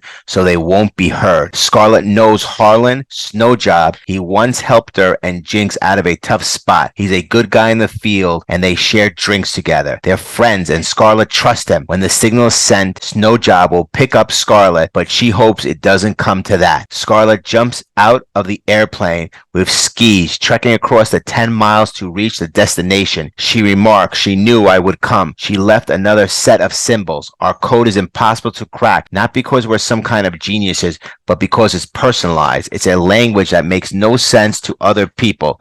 There's no trick or magician's keyword that will unlock it. It's just our memories. It's us. Scarlett realizes that Jinx doesn't want her to come. Scarlett has been found by the ninjas and the fight begins. She delivers the first blow with a roundhouse kick, then blocks the katana sword, following up with her own sword into the chest, and finally a palm strike to the face. The battle rages on as the ninja retrieves his sword, but Scarlett strikes again with a roundhouse kick, this time from her left hand. As he falls, she delivers a decisive blow right behind his head with the sword, leaving blood on the pristine white snow. Scarlett then swiftly leaps over the brick wall, continuing her mission with determination. Perched atop of the wall, Scarlett's thoughts race as she observes Jinx alongside a master and another ninja. Scarlett silently urges herself not to lose focus, reminding herself of the distance yet to cover before resting. She acknowledges Jinx's seemingly comfortable demeanor, recognizing that such composure is a necessity in the perilous world. With determination, Scarlett charges towards the ninjas, ready to face them in the snowy battlefield, knowing that the hesitation could cost her dearly. Scarlett skillfully takes down multiple ninjas, each attack met with precision and ferocity. Some come at her by one, others in pairs, but she handles them all with a combination of roundhouse kicks and deft maneuvers with her katana. Her movements are fluid and deadly, leaving a trail of defeated ninjas in her wake. By the end of the intense battle, about 10 clan ninjas lie lifeless in the snow, testament to Scarlett's unmatched combat prowess. One ninja lands a punch to Scarlett's stomach, but she swiftly counters, driving her katana into his head. Another ninja rushes only to receive a punch right to the face. Scarlett knows this was the easy part. Now it's time for the hard part. Scarlett, walking towards the master after receiving a fresh punch to the stomach, speaks in Japanese. My apologies for disturbing your sanctuary, Hard Master. My name is Shanna O'Hara, former U.S. military. I come with an offer. The master Master responds, I'm listening. What is your offer, O'Hara? Jinx is playing extremely close and difficult to read, stands by. Scarlett wonders, considering everything that has transpired and what she's trying to do for Jinx. Whose side is Jinx truly on? Flashback to a conversation between Stalker and Scarlett before she accepted the mission. Scarlett asks, so why are you the only one other than me interested in bringing Jinx home after over 2 years missing? Stalker responds, I wouldn't say that's entirely correct, but I've seen you've been making requests. Scarlett says, all denied. So why now? Why you? Stalker explains, I have some experience with Clan Arashikane. I was trained there in part, and I put this mission together, small though it is, but I want you going in with your eyes open. Jinx is an asset we trained, and yes, we won her back, but it's not just about her. There's also a weapon. Scarlett remarks, of course, there's always a weapon. She then asks, what's the play? Stalker says, I'd almost given up hope of trying this, Shanna, but Jinx signaling you, even telling you to stay away, that's a big break. It's a confirmation that there's an ally inside. It's just you and a pilot. Snowdrop drops you off, fight your way in on your own, and make Arashikane an offer they can't refuse. Scarlett presses, you still haven't said the offer. Scarlett offers herself to join the ninja clan. As she makes her offer, many ninjas surround her. The master does not believe Scarlett and refuses to take the bait, putting her in real trouble. Just then, someone picks up her katana. Suddenly, from behind, Storm Shadow hits Scarlett, knocking her out. The master says, thank you, Storm Shadow. And Storm Shadow replies, of course, Hard Master, I live to serve. Next issue, presented by Skybound Entertainment, distributed by Image Comics. Scarlett, Volume 1, Issue 2, The Energon Universe, The Lion's Den. She's good. She's the only other woman I've seen here. Are there more like her? There is no one else like Jinx. Scarlett and Storm Shadow on Jinx. What deaths will Scarlett have to face to prove her loyalty to the Arashikage? Presented by Skybound Entertainment, distributed by Image Comics. Scarlett, Volume 1, Issue 2, The Energon Universe. Locked deep in the Arashikage stronghold, Scarlett awakens to find herself tied to a chair. She goes over the mission objectives to herself, gain access to the Arashikage stronghold in Japan, reestablish contact with the missing embedded agent Jinx. If possible, secure the rumored Arashikage weapon. Mission 4, stay alive. The Arashikage do not have her in a medical bay. It looks like they are going to torture her. At least there is a nice view. The Arashikage guard had retrieved a lockpick from Scarlett's mouth, which serves as a diversion. She uses another tool, a razor blade hidden in her abdomen, to cut herself free. Before escaping, she spots a hidden message from Jinx. Go hard. Scarlett, bleeding from her abdomen, spots a ninja and readies herself for the fight. Ready to bring it hard, she waves the ninjas in for battle. In Japanese, one of the ninjas screams, get everyone. Scarlett, responding in Japanese, says, you'll need more. As the ninja takes a swing, Scarlett delivers a powerful roundhouse kick. More ninjas arrive. 2 of them jump high into the air. Scarlett kicks a chair up, then with another kick sends the chair flying into the 2 ninjas, taking them down. Scarlett senses danger and quickly ducks as the gunfire erupts, a highly unusual tactic for the Arashikage. She spots something in a weapons case. The head ninja, clearly displeased with the use of the guns, gets up. Suddenly, Scarlett throws shurikens, one of her trademark weapons from the original toy,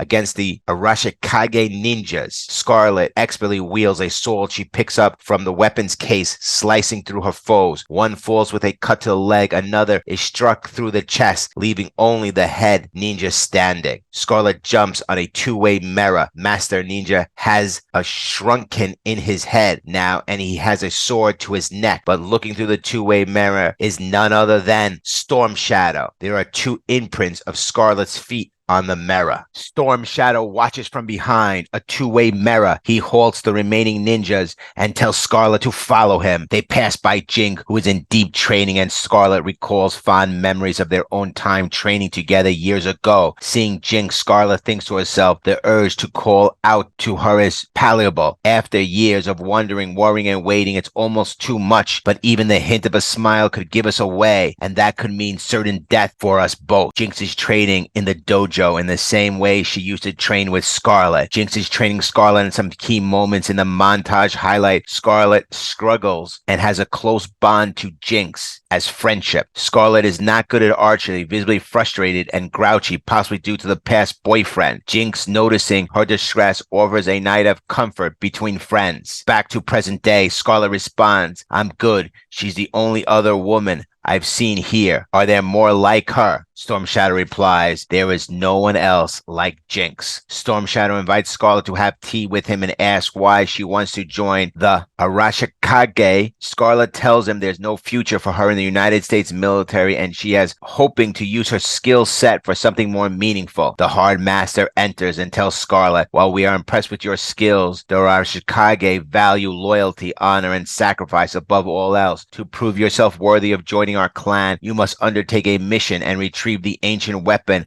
of unusual origin that was stolen from us by a Yakuza group called the Muganomi." The mention of a weapon of unusual origin certainly hints at something tied to Energon or the Transformers. The Hard Master continues, "The Muganomi have aligned with an outside power to whom they intend to sell this weapon. Could this be Cobra, Mars, G.I. Joe?" In Tokyo, Scarlett is in a helicopter preparing for a mission. She parachutes out of the helicopter, landing skillfully on top of a building. From there, she breaks into the building, demonstrating her expertise and agility. Scarlett knows that if she survives this mission and retrieves the weapon, she will be accepted into the Arashikage clan. The stakes are high, but her determination is unwavering as she continues her daring infiltration. Scarlett infiltrates the Sato Building 2, codenamed Tiger, dressed in high-tech white suit provided by the Arashikage clan. She quickly deduces that the Hard Master assigned her this mission because she was considered expendable. The thought crosses her mind, "This is clearly a mission nobody expects me to return from." Scarlett contemplates the harsh reality. Expendable enough that not returning from this mission is acceptable. She recalls how she learned to control her fear during missions. It's about knowing that whatever you're doing is worth dying for. That's the reason behind it matters. As she moves through the building, Scarlett reflects on her motivation. Scarlett has triggered an alarm. They know someone is here. However, all the reasons she has to see this mission through, Jinx is the one worth dying for. As she leaps down the building, a voice watching her on security orders the building to go into full lockdown. As the alarm blares, Scarlett thinks to herself, all the reasons are not worth dying for, except for Jinx. Jinx is worth dying for, and I decide that before I took the mission. Next, presented by Skybound Entertainment, distributed by Image Comics, Scarlett, Volume 1, Issue 3, The Energon Universe, Death Trap. Scarlett has fought her way to the Arashikage's final test, a death-defying mission that could change the clan's fortunes. But where do Jinx's loyalties truly lie? Presented by Skybound Entertainment, distributed by Image Comics, Scarlett, Volume 1, Issue 3, The Energon Universe. At Sato 2, the Tiger ground floor, Scarlett descends into the depths of the Muganami-controlled area through an aquatic tank. She is on a mission searching for a weapon as part of her final test to become a member of the Arashikage clan. Scarlett says, "My objective is underground, so even being insane enough to fall from the penthouse to the lobby doesn't mean much, since most of the Muganomi forces are amassed below the lobby anyway in the sub-basement levels." Meanwhile, the security speaking in Japanese mistakenly believes Scarlett is still in the tank. Scarlett is willing to navigate through an 8-story aquarium filled with massive sharks, among other dangers, to bypass most of the security. She narrowly avoids an encounter with a shark as she makes her own exit from the tank. According to the plans, the power source is located 6 levels down. On the first floor of Sato 2, Scarlett draws her katana and a tranquilizer gun, preparing for the many soldiers armed with their own katanas. Knowing she must avoid the bulk of the security forces, Scarlett lets the first wave of guards pass by as they search for her. Managing to reach the sub-level, Scarlett swiftly tranquilizes the operatives in the security control room while the guards continue searching for her. Scarlett inadvertently draws the attention of the Muganami enforcers, each armed with katanas. She quips to herself, I suppose it was too much to hope that was all of them. I feel like an innocent tourist lost on the way back from the bathroom, but that won't work here. All this gear makes that a tough sell. As the enforcer, lacking firearms, hurls ninja stars at her. Scarlett opens fire, knowing there's no room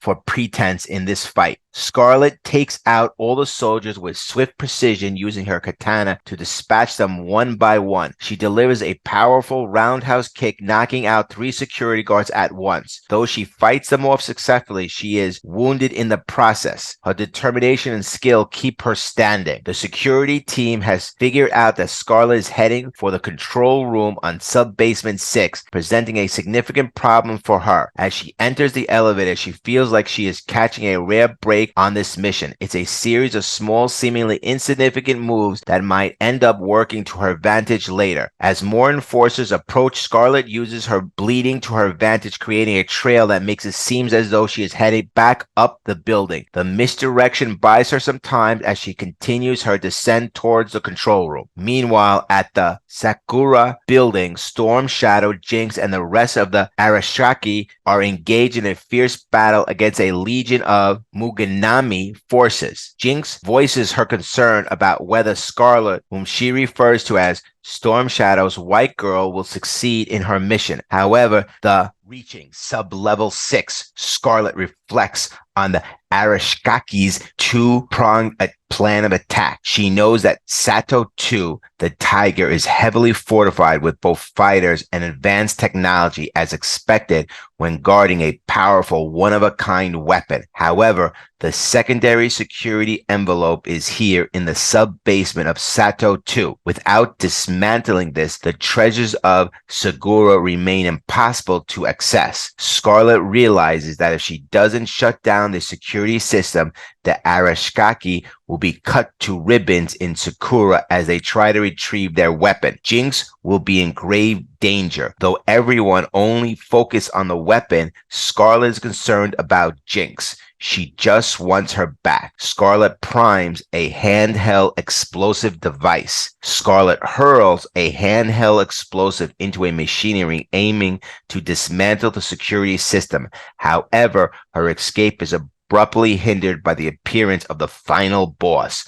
The formidable opponent swiftly strikes, landing a cut on Scarlett with a katana. Determined and unfazed, Scarlett draws her own weapon, ready to face the battle head on. Scarlett and the final boss engage in a fierce sword fight, trading powerful blows. In the midst of the battle, Scarlett delivers a roundhouse kick and reaches for her crossbow, but her opponent strikes back, forcing her to defend herself. Relentlessly, Scarlett finally manages to shoot him with the crossbow as he falls. She apologizes to the final boss. Before she can catch her breath, another wave of enforcers arrive. Scarlett quickly detonates the bomb, triggering a massive explosion. Amid the chaos, a guard urgently communicates in Japanese, "Tell everyone, secure Sakura. Security is down. Code black for Tiger. Code black for Sakura." As Scarlett narrowly escapes the explosion, her only thought is, hope that did it, Jinx. With the entire complex compromised, the Muganami shift their focus to securing the weapon in Sakura. The Arashikaki clan, led by Storm Shadow and Jinx, decimate the Sato guards. Jinx, astonished, says, "She did it. I can't believe it." Storm Shadow responds, "Your doubt in me continues to delight me." Jinx replies, "I wouldn't put it that way." Storm Shadow smirks and says, "You don't have to. I did." Scarlett makes her way to Tiger's roof before swinging over to Segura, where Jinx stands waiting for her. Finally reunited, Jinx tells Scarlett that she's missed her, but their reunion is interrupted by a call over the radio. The buyer has arrived. Above them, a Cobra helicopter lands on the roof. Next, the soul of the Arashikaki, presented by Skybound Entertainment, distributed by Image Comics, Scarlett Volume 1. Issue 4, The Energon Universe. Glad you made it. Piece of cake. So where is this thing? I almost got killed for it. Can I at least set eyes on it? What happened to Piece of Cake? Quote, Storm Shadow and Scarlett. Everything converges as Arashikaki must keep the weapon from falling into the hands of a new enemy. Presented by Skybound Entertainment, distributed by Image Comics, Scarlett, Volume 1, Issue 4, The Energon Universe. On the 47th floor of Sato 3 Sakuro, Jinx uses her and Scarlett's secret code to silently communicate, warning Scarlett that there are eyes and ears everywhere, so they must be discreet. Jinx introduces herself in Japanese, noting they haven't officially met yet. Scarlett asks if their mission is complete now that the energy shield is down, but Jinx replies that they're not finished and that Storm Shadow will have to explain the next steps. Jinx and Scarlett enter the room where Storm Shadow is waiting, and they notice a glowing pit in the center. Storm Shadow explains that the energy shield came down, but as they approach, the floor unexpectedly opened up. Scarlett observes the pit and remarks, "Well, it's big enough to fit a person. Do we follow? It's shallow." Storm Shadow speculates it must have dropped just under the floor and moved to another level. Quite clever as last gambits go. However, the Mugenonami forces have been amassing on level 44, so we're preparing a strike force there. You two take the service stairs down and find a different way in. I'll meet you there. Scarlett begins to suspect that they might actually be a trap. As Storm Shadows makes his way to floor 44, Jinx uses an EMP device to disrupt any surveillance, granting the two a brief 2-minute reunion. Storm Shadow crashes onto floor 44, drawing his katana as he prepares for battle. Storm Shadow charges into battle, cutting down the Mugagami forces with his katana and delivering a powerful roundhouse kick. He strikes another soldier in the face before taking out 2 or 3 more with his blade. Leaping high, he takes down yet another enemy, then uses his katana to slice an attacker coming from behind. These are the crucial 2 minutes Jinx referred to earlier. Jinx quickly asks Scarlett, "Do you have a burn bag on you? I've got intel stash all over me." Scarlett replies, "Of course, check the lining of my left boot." Jinx says, "Did you come on your own or did they send you?" Scarlett answers, "It's a bit of both. A guy named Stalker sent me. You know him?" Jinx responds, "Yeah, Stalker helped me get into this mess. Good to know he still cares that I'm in it." Scarlett says, "Jinx, if you wanted out, why'd you tell me not to follow you? Your first code, don't follow me." Jinx replies, "Because I want you alive, Scarlett." Scarlett interprets Jinx, "I want you alive too. You thought I could just ignore seeing you in Monaco after you've been missing for 2 years? I don't know what could have stopped me from coming. Maybe nothing." Jinx says, "I know, but I was afraid. It's one thing for this mission to get me killed. It's another for it to kill you too." They both say, "I miss you," as they hug each other. While they're hugging, Scarlett says, "While we're hugging and you can't attack me, I need you to know that most of our plants are dead or dying." Scarlett then adds, "I'm trying not to hate myself. They miss you. Nothing I do works." Jinx replies, ironically, "Murderer." Jinx hands over the intel as Scarlett says, "I just realized handing over your intel means you're not planning to leave with me. Snowjob is here waiting for my signal. Just walk away with me right now." Scarlett continues, "We don't have to go to 44. We can walk out the front door and disappear into the city while everyone's fighting over this stupid weapon." Jinx replies, "But it's not stupid, Scarlett. This weapon is dangerous. It means something. It's exactly the reason we get into this business, to make a difference." Jinx goes on to say, "I'm afraid all the time, constantly aching for home in a way I didn't even know was possible. But I also love this, down to the absolute deepest reaches of my soul. I'm so good at it, and it might be the only thing I'm good at, and it matters so much. I'm not kidding. Scarlett being here right now is important. It could make a difference. I don't know how much you know, but the Arashikage might be an enemy now, but they could be an ally down the line. With some of these things that are coming, we're going to need all the allies we can get. If me being here can make that happen, can prevent this weapon from falling into the wrong hands, that's everything." Scarlett asks, "Is the weapon going to the Arashikage for sure the right thing?" Jinx replies, "Maybe not, but it's definitely better than the current alternative. Cobra." Scarlett says, "What? What is that?" Jinx says, "It's a rising power. It's going to be a problem for anyone fighting for the free world." Scarlett asks, "Does that include Arashikage?" Jinx replies, "I don't know yet. I'm not sure they know yet. It's part of why I'm here. Oh God, we're almost out of time. I'm so sorry." Scarlett says, "No, don't do that. We don't have time for that. Just stay smart, stay cool, stay alive. We'll get out of here, we will. Scarlett thinks everything in me wants to cry out with her, but even more than me, she has to stay icy cold or they will sniff her out. The only thing worse than getting myself killed on this mission, as if I came all the way and got her killed. Scarlett then says, wait, we shouldn't go to 44. There's no way the weapon is there. 44 is a code for like double death, right? The weapon was housed on 47, a much luckier floor than 44. Why then put it on 44 unless it's a trap? 48 would be luckier, more like 47. Plus, why announce its location by amassing all your forces there? And what better way to trick anyone observing than actually sending the weapon up when it looks like it went down? Jinx says, you're brilliant, beautiful. Scarlett and Jinx go to floor 48. Instead of using the door, they go through a panel. Scarlett was right. They overhear someone saying, if we can just get them on 44, we'll be fine. Jinx says, the buyer has arrived. Cobra's here. As Scarlett looks at the weapon, she thinks to herself, if she's not coming back with me, I'm at least going to see what's in the damn box. Scarlett is the first to climb out from behind the panel and hide beside a pillar. Then Jinx follows, using code to say, remember Columbia, it's not likely to be forgotten. I hope this goes more smoothly than it has so far. Scarlett thinks to herself, they immediately fall back into their old rhythms. It feels good to fight alongside Jinx again. She missed it, and she can tell that Jinx has too. Scarlett and Jinx use their katanas to eliminate many Mugagami soldiers. Jinx radios Storm Shadow that they found the weapon when a squad of Cobra Troopers storms in. The Cobra Troopers are shooting at Scarlett and Jinx, pinning them down. One of the Cobra Troopers reports the area is not secure. I repeat, not secured. Secure the area now. Cobra Commander will not wait. The trooper continues. Command this, sir. The weapon is not secured. We cannot control the room without reinforcements. Scarlett responds, we just need a little help. Just then, Storm Shadow jumps out from the ducks. Storm Shadow is a game changer. With Jinx and Scarlett, they quickly use their katanas to eliminate all the soldiers as they fight in front of the weapon they are supposed to secure. Storm Shadow opens it, revealing the legendary weapon, Ichige no Ken, the Sword of Life. As he takes it for himself, Storm Shadow feels the power of the blade, filling him as if he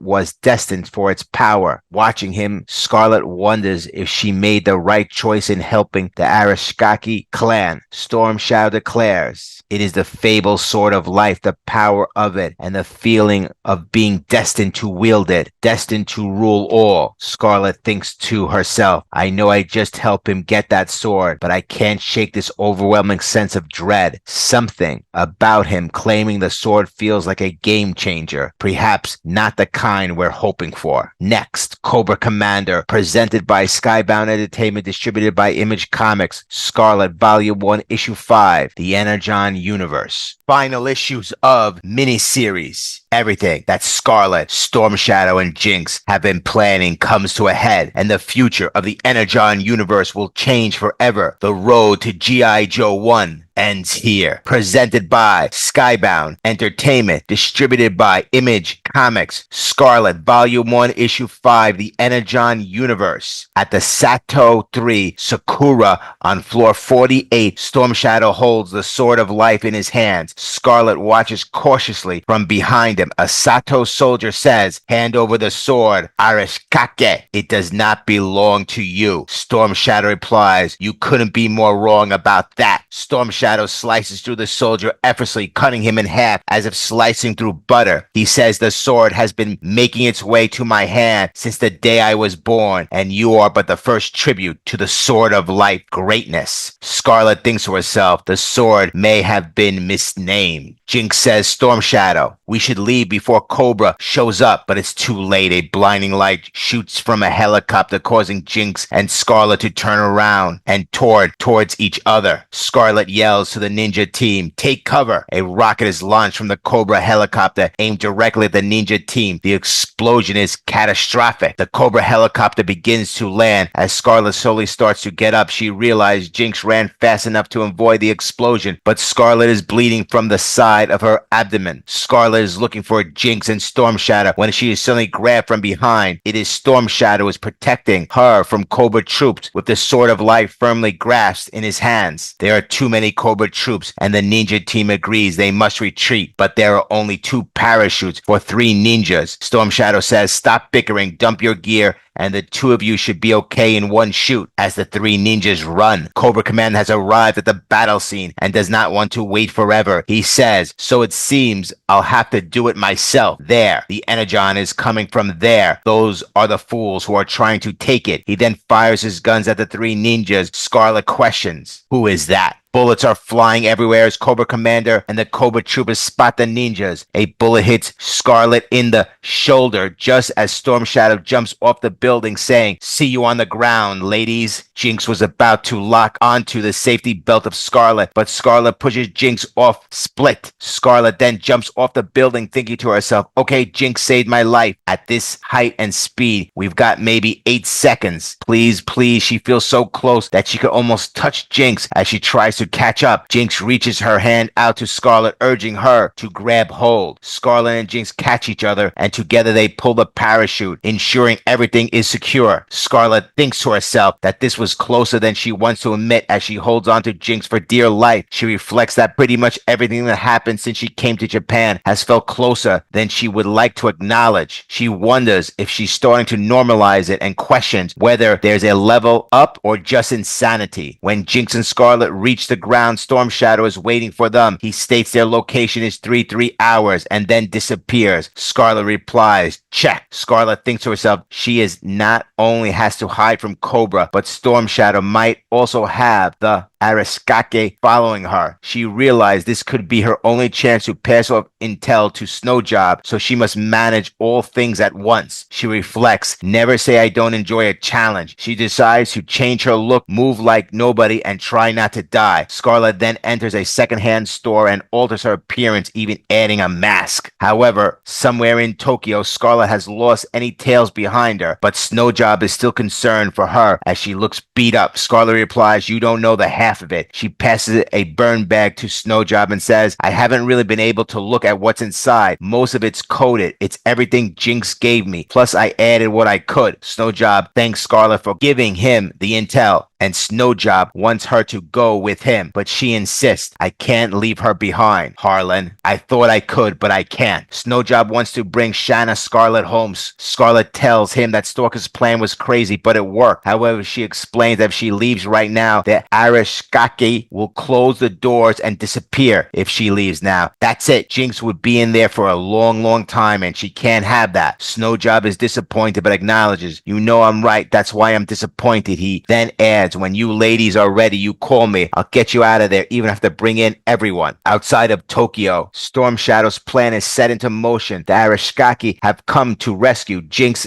Storm Shadow, and Scarlett. They are all there, and now there are 3. Back at the Arashikage stronghold, Storm Shadow leads the way with the Sword of Life, followed closely by Scarlett and Jinx, accompanied by the Arashikage ninjas. Storm Shadow says, with our compliments, Hardmaster, we offer you the fabled Sword of Life, returned to Arashikage as we have always known it would be. The Hardmaster descends and replies, so it will finally begin. The Hardmaster returns the Sword of Life to Storm Shadow while Scarlet and Jinx bow before him. The Hardmaster declares, we will now enter a new phase of the Arashikage. Storm Shadow replies, yes, we shall. Scarlet still thinks to herself that this was unexpected. She naively assumed that the sword would go to the Hardmaster, and she can see from Jinx's expression that she had the same assumption. Why then does she have this horrible feeling in the pit of her stomach? As Storm Shadow raises the Sword of Life glowing with Energon, he shouts, the future of Arashikage, and everyone responds and screams, Arashikage. In this ominous tone, the cheers of Arashikage ninjas grow louder, shouting Arashikage, Arashikage. Storm lifts the Sword of Life, which glows brightly as the ninjas rally around him. Jinx signals to Scarlet to stay cool, and Scarlet thinks to herself, yeah, no kidding. The crackling of the sword and the Energon sends energy and lightning coursing through the skies. Next, G.I. Joe, Volume 1, Issue 1, The Cobra Strikes. G.I. Joe is an ongoing comic series from Skybound Entertainment scheduled to debut in November 2024, the third ongoing title of the Energon Universe. The series continues the G.I. Joe and Cobra storylines, started by Duke, Cobra Commander, Scarlett, and Destro miniseries. Duke leads a special military force to combat the Energon-fueled world domination efforts of Cobra Commander.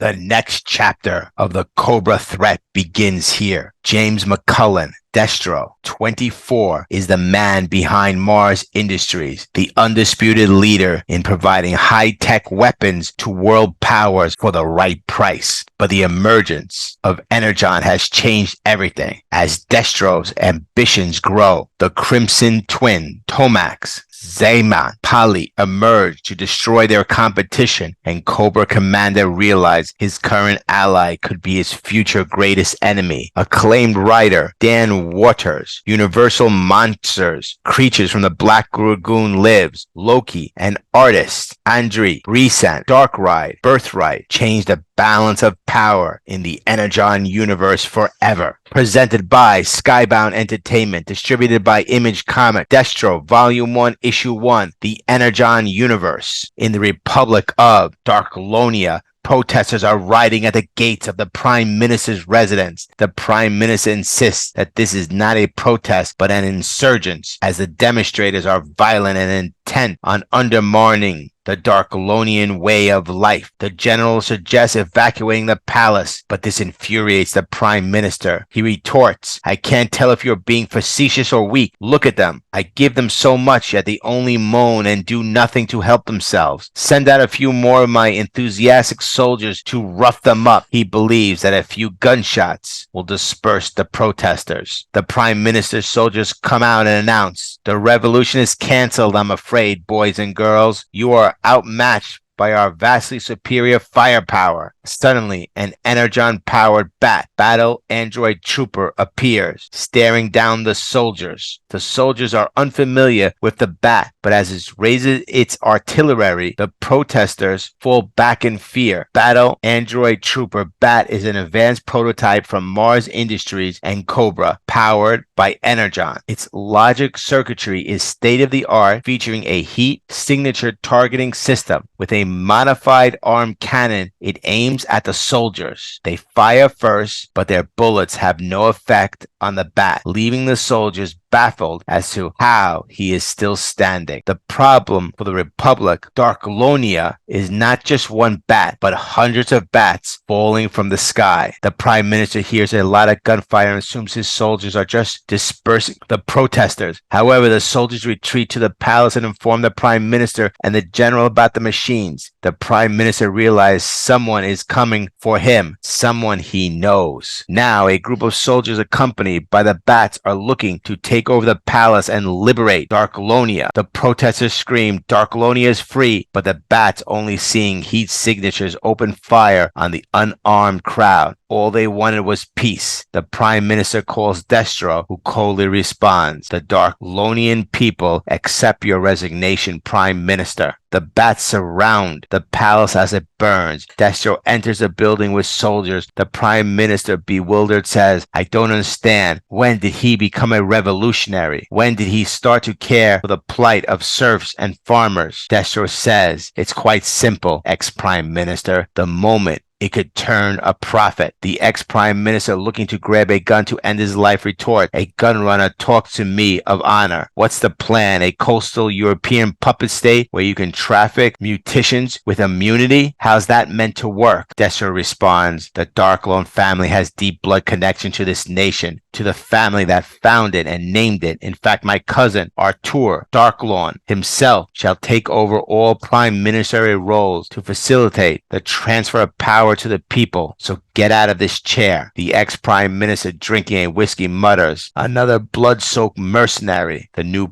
Prime Minister Artur Darklorn says, "You know they will welcome me with open arms. The people long for the days when the country was ruled with strength and dignity." The ex-Prime Minister retorts, "The people love me. They know I have their best interest at heart." Destro challenges, saying, "You are siphoning crisis funds, and when the drought came, there was nothing left to save them. You started burning dissenters at the stake to silence them." He then adds, "I'm tempted to discover what they will do if we let you walk out of the palace gates. I suspect they'll find new and innovative ways to hurt you." The ex-Prime Minister takes a gun to his head. He says, "I hope I see you in hell, Lord Destro." Destro just smiled. Destro communicates back to Cobra Commander at Cobra headquarters, informing him that the Prime Minister lost his life in the conflict with local revolutionaries. He adds that the Prime Minister has been accused of election rigging and facilitating human rights violations. Cobra Commander responds, "Destro, I'm displeased. I provided you with the energon you required to make your bats project a reality. There was no discussion of using them to conquer backwater nation for the sake of your personal vendettas." Destro replies, "The bats needed testing in the field, Cobra Commander. Their IFF programming remains volatile at best. It means they shoot at anything with a face in that face until they're switched off." Already there is a disagreement between Cobra Commander and Destro. Cobra Commander says, "So they are useless. They cannot be deployed alongside field. We are still amassing the army of Cobra. We must remain the shadow. What you have done has brought international eyes upon us." Destro, feeling separate from Cobra, responds, "I run Mars, not Cobra. We are in the business together, and I will build your machines and work towards your goal, but I am not your subordinate. Remember that." As Destro closes the communication, all you see are Cobra logos on Cobra Commander's screen. He is visibly displeased. At a highly classified coordinates in the Scottish Highlands, Destro recounts a tale. For a half a century, the skies of every nation on Earth have been pregnant with the scent of rocket fuel and napalm, so pervasive that most don't even notice it's there. Before that, for hundreds of years, it was gunpowder, and before that, for millennium, it was smoke of steel smiths and the sweat of those who wielded those forged blades. Destro stands before his ancestors and declares, "Change is coming to the world of war, and Clan Destro will, as ever, stand at the forefront. This I promise you, my ancestors. Change has come to the world of war with this new power source, Energon. It's already allowing advancements unimagined even a decade ago." Destro addresses his ancestors. "The man who calls himself Cobra Commander is our only source of Energon. He believes this means he can fold Mars into his organization. None of you, bent to others, will before me. I will not be the first. So I seek your wisdom, my ancestors, as the world shifts underfoot, threatening to split at new seams. Counsel me with the insight that has shaped history by crafting and distributing the arms of war." As Destro speaks to his ancestors, they give him the answers he needs. Destro then says, "Yes, of course." 3 weeks later in Darklonia, things seem to have improved as the summer weather is beautiful. Astoria Carlton Risk, the CEO of Hybrid Technology, following the death of her father, is here for the illegal arms fair. She is not the only one here for the fair. Many other country leaders, generals, and terrorists have gathered for the illegal arms fair. Artem Darklorn welcomes the attendees, saying, "Welcome to the first biannual Securities Innovation Defensive Expo. We thank you for joining us. We appreciate that with our new government legitimacy still awaiting recognition by various international powers, there's still a certain need for discretion. Therefore, be assured this event does not officially exist and is not officially taking place. Of course, that means you may indeed get to lay eyes and hands on innovative developments that do not yet exist. So please browse and enjoy. Feel free to spend the billions of your nations and organizations, making them all safer." But someone is notably missing. Extensive Enterprises is notably absent, snubbing Destro. As Destro arrives, he welcomes everyone. Destro has done business with Astoria Carlton Ritz's father, but she has never dealt with Destro before. She remarks, "I would remember talking to Destro." Another buyer thanks Destro for hosting the show, praising Mars Industries as being light years ahead of the competition. The buyer then asks, "Is there any truth to rumor that you've developed automated mechanical soldiers?" Destro responds, "You've been listening too much gossip, I'm afraid. As far as I'm aware, no such thing exists." Mercer approaches Destro and asks to have have a word with him. We've done a sweep of all the vendors, Mercer says. We've seen active developments in ionic weaponry and claims of advances in nanotech that remains hypothetical, but there's no sign of technology utilizing Energon. It's possible no one else has access to it. Destro then questions, why is Extensive Enterprise a no-show? Extensive Enterprises, specifically Xamon and Tomax, are in the Sierra Gordo in South America. As they approach a field commander, Tomax mentions, we usually don't appear face-to-face anymore, especially for minor skirmishes. We're missing a prominent event today to be here. The field commander responds, this is not a minor skirmish. The mercenaries you hired were meant to flank the enemy from the south. They failed to reach our camp, and we almost died because of their failure. Xamon responds, you fled. If you had remained, you would have been able to hold your position. Our men would have been with you within the hour. The field commander retorts, we would have been under siege, sitting ducks. 120 men might have been lost. Look at the injuries we sustained regardless. Tomax tells the general, we had estimated you would sustain 20% casualties, about as many that are currently injured. Then Xamon adds, the guerrilla cell would have been annihilated entirely and you would have retained the road to Rio Vista. The field general, unhappy with 20% of his squad dead, retorts, this is not an acceptable loss. We need manpower from Extensive Enterprises. You promised your mercenaries and assured us you had every eventual liability covered. Xamon replies, we do not make promises. We consult, provide risk assessments, and supply manpower and equipment necessary to put our advice into action. As the Crimson Guard twins Tomax and Xamon explains, they emphasize plans must be adaptable. We diverted the intercept the enemy supplies. This was discussed with the general. It becomes clear the twins had gone behind the back of the field officer and directly consulted with the general. Xamon says, your cowardice has been discussed and the next steps have been agreed upon by the general. Every part of the battalion must understand the stakes in battle. Fleeing is not an option. Tomax then adds 20% estimated casualties as the troops head into the infirmary. The Crimson Guards open fire in the infirmaries, causing 20% casualty among the troops. After the infirmary has been secured, Xamon addresses the field general. Good evening, General. It's done. Would you like us to draw up an estimate to replace the soldiers with Crimson Guardsmen? The general replies, very good. We'll have it for you on Monday morning. You'll need a new field commander as well. Xamon responds, oh, there's no need to apologize. Yes, we did indeed miss the arms fair in Dracolonia. Back at the arms fair, Destro, Mercer, Scrap-Eye, and all the guests are standing around conversing when they notice drones flying overhead. These drones are not Destros, and suddenly they begin dropping bombs. Tons of bombs start raining down from the sky. More bombs continue to fall as Destro declares, we're under attack. Guests scramble to safety while the explosions intensify. Destro, however, heads towards the chaos, questioning aloud, they shouldn't have been able to breach our airspace without our knowledge. He addresses the Iron Grenadiers seeking answers. The Iron Grenadiers launch into the sky and engage the drones, destroying them with precise fire. Destro instructs them to ensure one drone is captured intact for further analysis to determine the attackers. As a drone falls on a tank, Destro exclaims, you idiot, that's a $15 million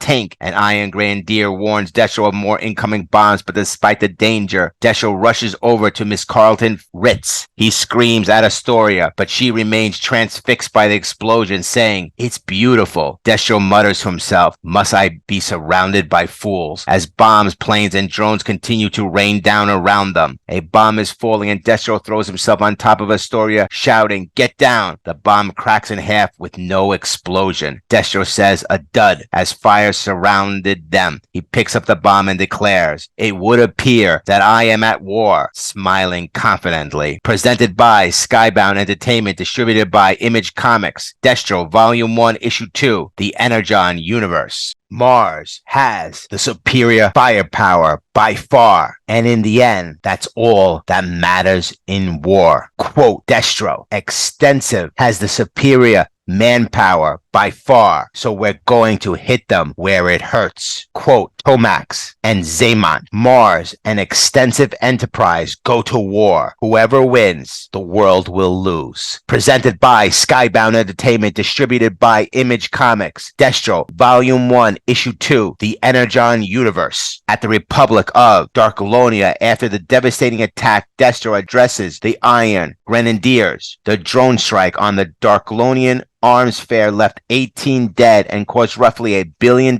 worth of property damage. Worse by far is the damage to Mars' reputation. It was our job to secure the site. There is no way in hell anything should have been able to break through, and yet here we are. Xamon and Tomax, the heads of Extensive Enterprise, found a way to cloak these combat drones from our satellites. They thought if they killed me, they could move in and monopolize the military-industrial complex with their Crimson Guard mercenaries. But they did not kill me, and so I'm going to raze them to the ground and salt the earth. In New York City, Xamon and Tomax addressed their troops. The false flag attack on Destro's pompous arms fair was not truly an attack of blood, fire, and death. It was an attack on our integrity, the integrity of Extensive Enterprise. Destro thinks that by blowing up his own event, he can frame us for it and turn those who were present against us ever utilizing the Crimson Guard again. He fears us, the threat we pose to Mars' monopoly of the military-industrial complex, and rightly so. Destro survived the attack, of course, but if he wants to be destroyed, we are happy to oblige. Both Destro and Xamon and Tomax address their troops similarly. Destro states, Mars has the superior firepower by far, and in the end, that's all that matters in war. Xamox and Tomax counter. Extensive Enterprise has the superior manpower by far, so we're going to hit them where it hurts. The events from the last issue suggest that Xamon and Tomax were behind the attack, but it's not that simple. There's a significant doubt about the involvement. It could even be insinuated that Destro orchestrated the attack himself. In the Energon Universe, there are other potential culprits. Cobra Commander was clearly unhappy with Destro's actions in Darklonia and the occupation of the area. It could be another faction, possibly Cobra or a second secret unit of G.I. Joe. The first two issues revolve around who set these events in motion. Destro, Xamon, and Tomax. Cobra Commander, Cobra or the second unit of G.I. Joe. Time magazine nicknamed Xamon and Tomax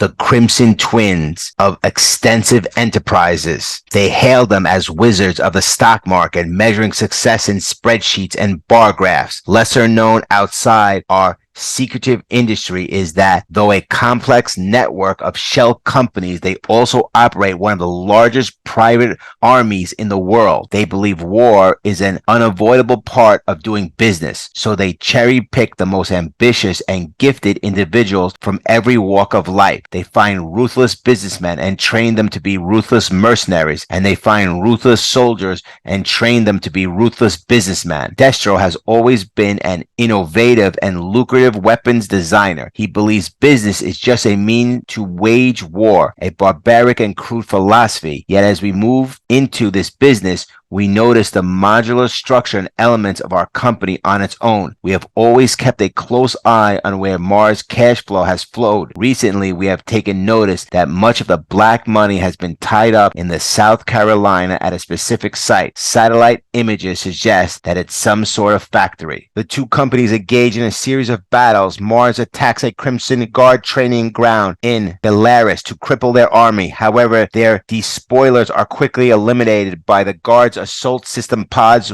weapons stolen from Mars themselves. In contrast, the Crimson Guard attacks a factory in South Carolina that is secretly manufacturing battle android troopers. However, unbeknownst to them, the facility also contains Mars' primary store of energon. Not wanting the fuel to fall into enemy hands, Destro orders all bats and facilities to be activated. Though damaged by the destruction of the facility, the android troopers crawl out of the flaming rubble and eliminate their targets. Witnessing the destruction their war is causing, both parties decide it's time for parley. At the scrap heap of empires, Destro, Tomax, Xamon meet. Destro explains that the scrap heap of empires is a place where old weapons and machines of war are discarded, a landfill of weapons no longer fit for use, no man's land. He states if Mars and Extensive Enterprises continue on a path of open war, we risk turning the world into such a graveyard. I'm sure you would agree. Tomax responds, yes, it would be bad for business. So what do you seek? A ceasefire after you started this? Destro says you lie about what happened at the arms fair, even to my face. I'm going to kill you both. I'm going to put your heads on spikes above the revolving doors of your office for years. As Tomax and Xamot pull out guns aiming at Destro, he says, please, it won't be now, not today. I agreed to meet you for a discussion. I am a man of my word. Xamot responds, a man of your word after what you did in Darklonia? Destro replies, what I did. Destro says, all this that threatens us. Did you know the United States government has lost 6 nuclear warheads since 1950, for the most part after accidents involving aircraft or submarines over deep oceans? The government believes they have a rough idea where each lies. They believe they are unrecoverable. They are wrong. A few years ago, I made it a personal project to have all of them retrieved. Call it a hobby. One is targeted at our coordinates right now. Pull that trigger and you will know that I do not lie. The twins want to know what Destro is proposing. Destro says each of our companies is bigger than the men at its head. It would be a pity to turn either to ash. I loathe you both, but if you are dead, I will be pleased to absorb extensive enterprise into Mars. Tomac says it will happen the other way. We will dismantle Mars and equip our troops with everything you have built. You will be a footnote in our success. Destro then says, very well then, gentlemen, to the death without collateral damage. See you soon at the snowy Scottish Highlands.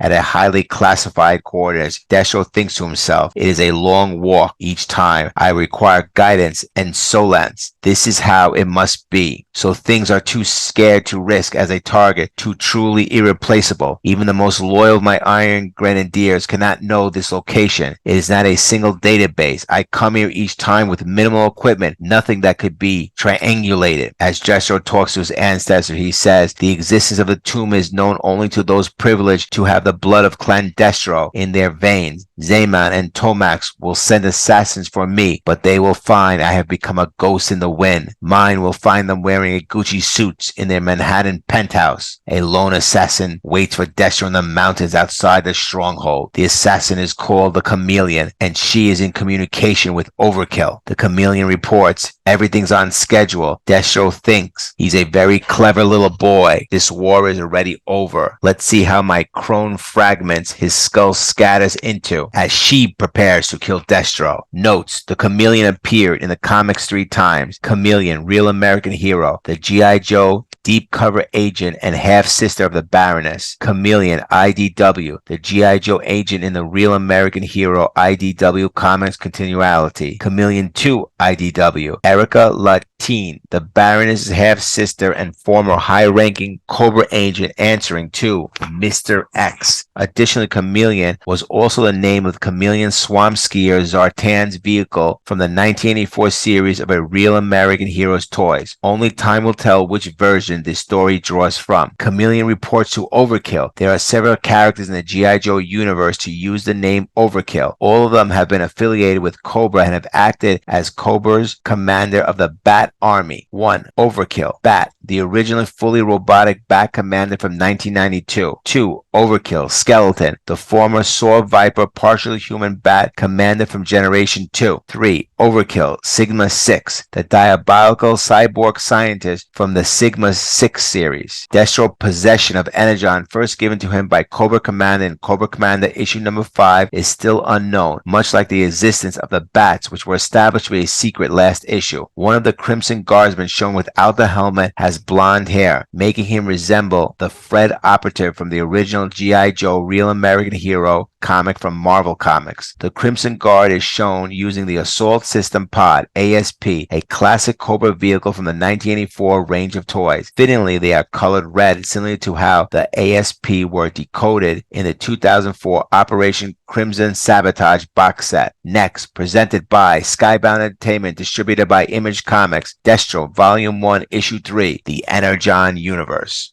They thought to shame a Destro through discomfort, as though discomfort is not a weaponry stock in trade. We dance in the gray spaces between international law. We refuse to look away from the devastation of our wares, which turns the stomachs of a world that finds it all so necessary, yet impolite. Our clan took that melded mask of shame, and it became a symbol of our pride, that we can carry such weight, that we can thrive in, and God how we thrive. Quote, Destro, stranded in the mountains without any weapons, Destro must survive the chameleon's wrath. But who is the chameleon, and why do they want Lord Destro dead? Presented by Skybound Entertainment, distributed by Image Comics. Destro, Volume 1, Issue 3, The Energon Universe. At the highly classified location, the Scottish Highlands, the doors open at the tomb of the Destro clan, and Destro steps out, closing them carefully to protect what lies inside. He says, there is so little in this world that I hold sacred. When one deals in the destruction of architecture and moral flesh through screaming, combustible metal, one learns there is little to be sentimental about. In the end, all things become rubble or ragged meat. Destro exits his family's mausoleum to find Chameleon waiting for him, rifle in hand. Destro says, the tomb of Destro clan matters to me. I have apparently underestimated the Crimson Twins, Zaymont and Tomax. I don't know how they discovered this location. You are merely their assassin, but to ensure these coordinates are forgotten, I will scour the memory from the cerebral cortex of your corpse using steel wool. As Chameleon aims a sniper's rifle at Destro, the gun clicks. Chameleon is a mysterious character, apparently hired by Tomax and Zaymont, either through or alongside Overkill, to assassinate Destro. Remember, Chameleon was communicating with Overkill in Destro Issue 2. The bullet launches through the sky as Destro aims his rocket launcher at it. The weapon shorts out. Maybe it was Chameleon's doing, or perhaps just bad luck, but the bullet continued its pass through the sky. Destro gets shot in the abdomen and goes down, snow covering him. Chameleon moves in for the kill shot, but can't clearly see him as she walks closer. As the Chameleon moves to inspect the body, she doesn't see that Destro is behind her. He says, I wear a lot of Kevlar. Those holes are tight, nothing but before he can finish, she hits him with the back of her head, forcing Destro to release his reverse bear hug. He questions how she's disabling his equipment, but she ignores his banter and radios Overkill to activate her buzzer drones. As they trade blows, Chameleon lands a roundhouse kick to Destro's stomach. Destro says, Chameleon, a pretty name. I'll try to remember it when you're gone. As he spears her to the floor, Chameleon replies, stop talking. You're making it weird. Just die. From the bottom position, Chameleon strikes Destro in the face with a crack, which proves difficult. Destro then declares, I am James McCullen, Destro of the Destro clan. This is where my ancestors slumber. I will not fall before them and shame their spectral eye. Chameleon says, cool story. Tell it to my terrifying drones. Just then, drones suddenly appear from the sky and Destro responds, I was wondering when I'd see those again. Meanwhile, at Mars Industries, Mercer and Scrap Iron examine the buzzards that attacked Draconia. The attack on Draconia occurred back in issue 1. Scrap Iron notes that the drones have computing and guidance systems similar to their own battle android troopers. He adds that Destro was only able to get the bats operational because of Energon. Scrap Iron also reveals that the Dud missile from which Destro rescued Astoria Carlton Ritz appears to be in perfect working order, but the bomb did not go off. Mercer begins to suspect there's more to the attack than meets the eye. Shameless pun. And the Palos, the twins, might not be behind it. He decides to track down Destro, who's gone dark since heading to his homeland. Scrap Iron's remark about the similarity between the buzzards and the bats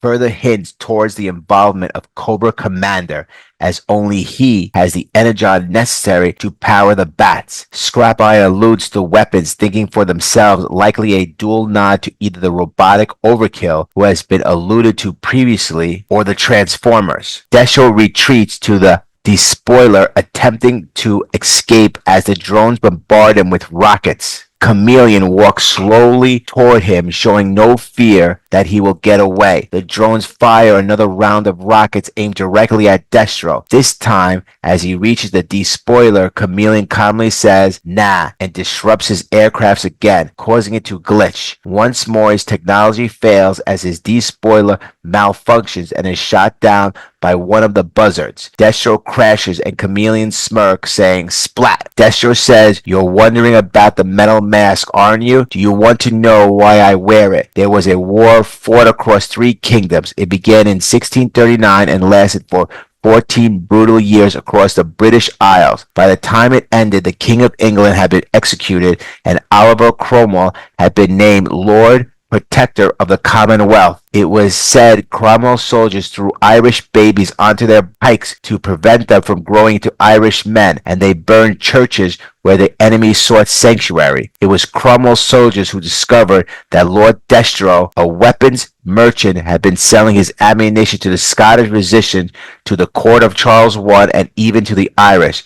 Accused of being a traitor, Lord Destro replied, "No, I am not a traitor. I am an entrepreneur." Lord Destro from the Wars of the Three Kingdoms said, "If you execute me, whose weapons will you use to do so? And once I'm gone, who will Cromwell buy this weapon from? Will you be the one to tell him the flow of muskets and cannonballs has halted, and why?" One of Cromwell's soldiers replied, "You think yourself untouchable. Perhaps you're right that I cannot deliver the death you deserve, but you shall suffer. You shall be known, Maccullen Destro. You will wear a crown smelted from your shame, smelted from the musket balls you provided, dug from the bodies of the good men they killed. During the wars of the Three Kingdoms, Lord Destro sold weapons to all sides, the Irish, the Scottish, and even to eventually victor Oliver Cromwell. Cromwell needed his weapons, but instead of executing Lord Destro, his men placed a hot iron mask smelted from musket balls on Lord's face as the mark of shame for the world to see. The clan Destro backstory is deeply tied to the Wars of the Three Kingdoms, also known as the British Civil Wars, one of the major turning points in British history that helped shape the modern United Kingdom. As Cromwell's soldiers placed a mask on Destro's face, he said, "You shall wear this mask forever." The searing steel pressed against Lord Destro's skin, and he screamed in agony as the blood rushed down his neck. Destro says in the present day they thought to shame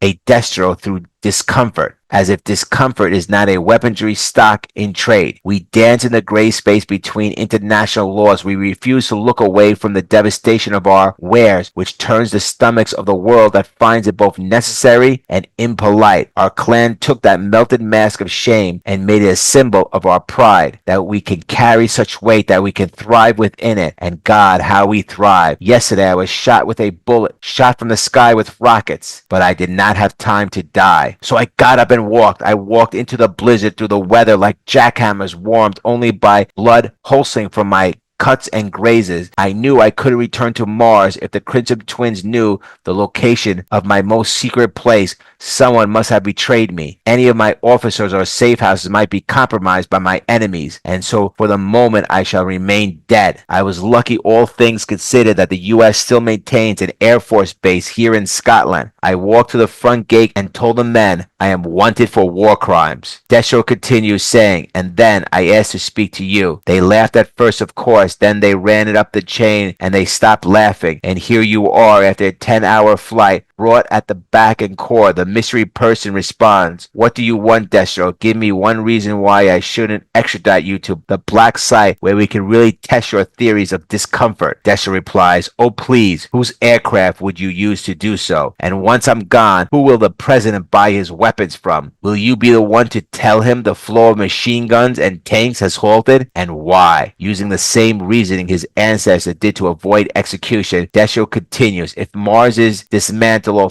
falls into hands unwillingly to supply your nation, what happens when the next war begins? And with the American defenseless, a war will begin, won't it? It is none other than General Flagg, who is heading up the G.I. Joe team and a secret G.I. Joe team.' General Flagg looks at Destro and says, 'Okay, Destro, I'm listening.' With a smirk on his face, Destro smiles. Begrudgingly, Flagg agrees to hear out Destro's demands. Next, presented by Skybound Entertainment, distributed by Image Comics, Destro, Volume 1, Issue 4, The Energon Universe.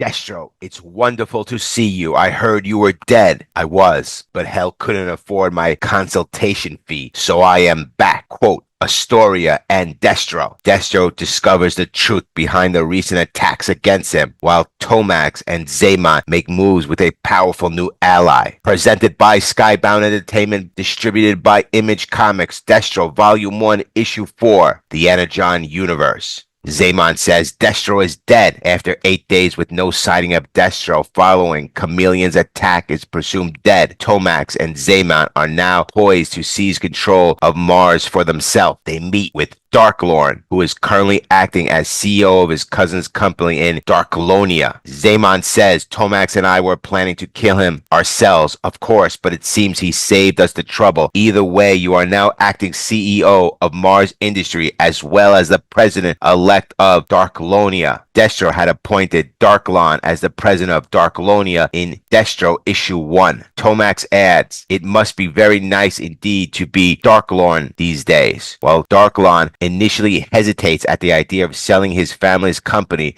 the Grimson twins present him with a generous check. Reluctantly, Darklorn accepts and orders Mercer to prepare a demonstration of the battle android troopers. The twins are initially impressed with the Bat's offensive capabilities, wondering why Destro hadn't unveiled them sooner. However, they quickly get their answers when the Bats, after eliminating their targets, turn on each other. Zaymon remarked they can't distinguish friend from foe, adding that they are completely unmarketable since they can't be deployed alongside troops. Meanwhile, Destro has been poring over the files he received from General Flagg, uncovering the various military secrets. Among them is a report detailing Conrad Duke Hauser's encounter with an intelligent plane. This discovery sparked an investigation into who was behind such technology, leading to the CIA to infiltrate several American companies. One name stands out to Destro: Hybrid Technologies. Upon finding the information, Destro contacts Mercer and says, "Have you missed me?" The file reveals the full circumstances that led to Duke to Destro's doorstep, a story briefly mentioned in Duke 5. Destro now has the complete account of Hauser's encounter with Starscream in Transformers 2. Destro finishes the message General Flagg writing, "You have my many thanks for your assistance in granting me access to such classified files and safe passageways with immunity to the United States. I look forward to many more years of mutual profitable partnerships between Mars Industries and the U.S. military. God bless America, the power of the dollar, and you, General Flagg, your dearest friend, Lord Destro." General Flagg troubled remark, "God forgive us for our monstrous bedfellows. I hope we've done the right thing by assisting him." Dana Ferez responds, "Better the devil you know, right, General Flagg?" To which General Flagg somberly replies, "Sometimes it's hard to be certain, Private. Sometimes it feels like the devil is just the devil." Astoria Carlton Ritz is hosting an extravagant event encouraging the gathered billionaires and CEOs to drink up and enjoy themselves. The lavish party is in full swing when it is suddenly interrupted by an unexpected party crasher. Destro crashes the event, and much to the shock of Astoria Carlton Ritz, who had presumed him dead, seeing him alive leaves her stunned and speechless as Destro makes his dramatic entrance. She invites Destro to a meeting room upstairs, but as soon as he heads into the direction, she quickly flees out the back door. Destro alerts Scrap Iron to Astoria's position. As she exits the building, Scrap Iron fires a rocket at her. Destro says, "The party girl act is a good one. Your father made you CEO of Hybrid Technology before he died. He was a ruthless, practical man. We got on well. He would never have left his company in anything other than capable hands. And he was a dreamer with such ambitious ideas that never seemed to come to fruition. Unless, of course, he simply lied about it, hiding in plain sight, a blonde wig and a pair of goggles. Who knew that all it took to become unrecognizable? Chameleon was a code name you took." Astoria Carlton Ritz is revealed to have been the Chameleon the entire time. It's explained that her abilities are due to personal EMP bursts provided by her robotic implants, which may also explain her superhuman durability and strength. The fight begins as Chameleon throws a punch at Destro, but he blocks it effortlessly. She follows up with a swift kick, but he blocks that too. Destro smirks and says, "That's fascinating, a personal EMP inside you, but it won't stop a good old-fashioned bullet." Destro says, "It's a gift from your father, I presume, experimenting on his little girl. That sure sounds like Desmond." Astoria responds, "It's called a fluke pulse. He made it keep me safe. What do you want, Destro?" Destro says, "You attacked the Darklonian arms fair and attempted to kill me. You set Mars and extensive enterprise on a path to war. Why? So hybrid technology could swoop in after we weakened each other?" Astoria rolls her her eyes and says, "No, I didn't attack the arms fair, and I wasn't trying to kill you." Destro replies, "Please, you use the same drones, the same rockets when you tried to assassinate me in the Highlands." Astoria sighs, "Oh yeah, okay, that time I did try to kill you. I was worried you figured it out. Clearly I shouldn't have, because you obviously know nothing about Project Overkill." Destro responds, "And yet I feel like you want to tell me." Astoria explains, "It was my father's pet project. We worked on it together every now and then, away from the greedy eyes of the board. It always seemed like a pipe dream, an impossibility. But after he died, I was contacted by an anonymous donor who wished to become a silent partner in the project. They should have known nothing about it, but they had the capital and resources to make it a reality. Imagine a fully autonomous global defense system, an artificial intelligence capable of learning, identifying potential threats, and nullifying them before they materialize on a worldwide scale." Destro interjects, "So you're building the ultimate weapon?" Astoria replies, "I was building world peace, the end of war." Astoria continues, "It wasn't ready yet, but then it woke up. Being autonomous and capable of learning, it refused to go back to sleep. It was Overkill who identified the Darkolonian arms fair as a threat. Overkill attacked it without my permission. It's still working with me for the most part, but Overkill is making its own decisions about how to end war on Earth." Destro responds, "You're afraid of it." The chameleon then says, "I'm afraid of what it might do." Destro replies, "Where is it, Astoria? Where is your war ender?" The chameleon says, "It's watching us, always watching us, as a green-blue satellite hovers over the Earth." Destro replies, "Fascinating." Overkill reveals that it is an artificial intelligence satellite observing them from orbit. The Crimson Twins say war is a business at its most basic level. Takeovers, restructures, and acquisition of assets. Destro has always been too small-minded to understand the grand standing of his Bat Initiative, which illustrates that clearly. We plan to make it display its usefulness. We believe our values may be more closely aligned than yours or Destro's ever were. All of which is to say, welcome to Mars Industries, Cobra Commander. We look forward to working with you." Cobra Commander steps out of the helicopter and is greeted by the Crimson Twins. Next, presented by Skybound Entertainment, distributed by Image Comics, Destro Volume 1, Issue 5, The Energon Universe.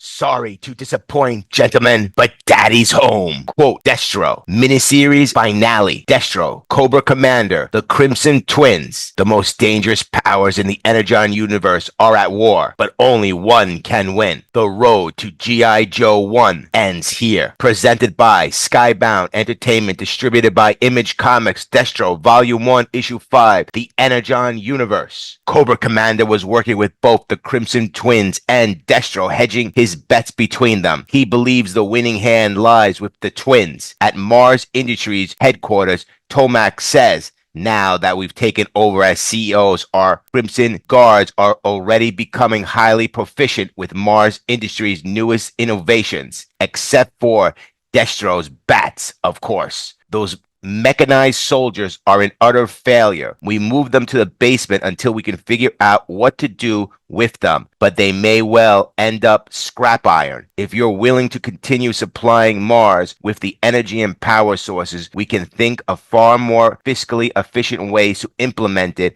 than as motors for robotic men." Zaman adds, "It's such a shame we never knew what happened to Destro, but from a business standpoint, it was probably a blessing in disguise." To the Crimson Twin surprise, sitting in his chair is Destro, who says, "Sorry to disappoint, gentlemen, but Daddy's home." They had believed Destro was dead, but clearly he is not. But Destro did not come alone. He brought Scrap Iron, Mercer, and Chameleon. First, Mercer fires a bazooka through the entrance, saying, "How I love to make things go boom," as the extensive Enterprise soldiers call for the Hiss tanks to roll out. Chameleon sends out a fluke pulse, which disables the Hiss tanks, while the surrounding fire consumes the soldiers inside. Destro has never been one for mercy. Destro asks if Cobra Commander is still dealing with the Crimson Twins. Cobra realizes that he's keeping his options open, mentioning that Zaman and Tomax offer what Cobra needs. They are loyalists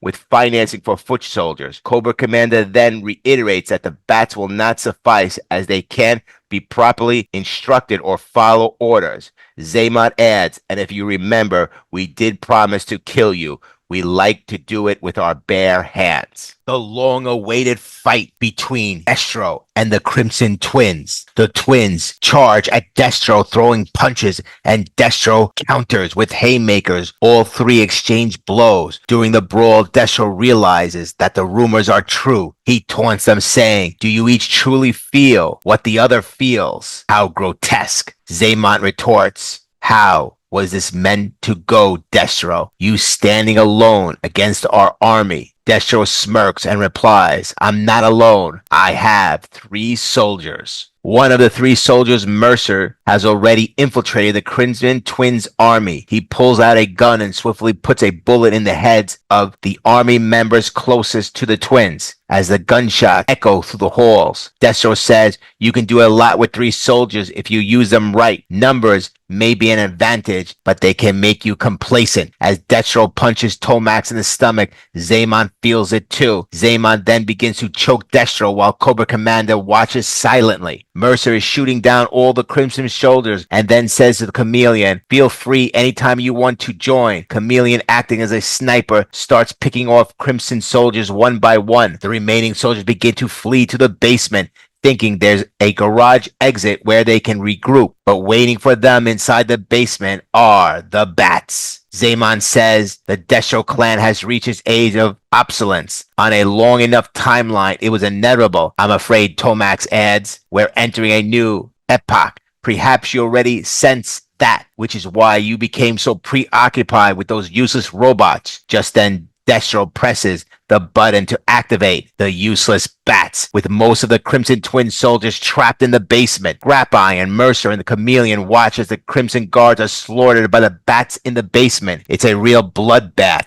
Some of the Crimson Guards manage to open the door and attempt to escape, but Chameleon calls Overkill and says, "Some have made it outside. They're all yours." Overkill sends the drones to take down all the fleeing Crimson Guards. Back at the fight between Destro and the Crimson Twins inside the Mars building, Destro says, "I have seen the fringes of the new world. Soldiers speak of robots that turn into fighter jets, and Energon opens doors to corners of technology considered theoretical for decades. An experimental autonomous global defense system called Overkill hangs in orbit above all of us." Just then, Overkill's drone starts shooting into the Mars building. Overkill is firing the walls as Destro gains the upper hand against the Crimson Twins, punching and overpowering them. They put up a little defense as Destro dominates the hand-to-hand combat. Destro says the Overkill defense system is programmed to eliminate those it perceives as threats to itself and the planet. It can learn access data and strategize on global defenses, and it's watching you now, Zaymon and Tomax. I don't think it likes you, just as I don't. You tried to take Mars from me. I am Lord Destro, and you are in my house, and here in my house,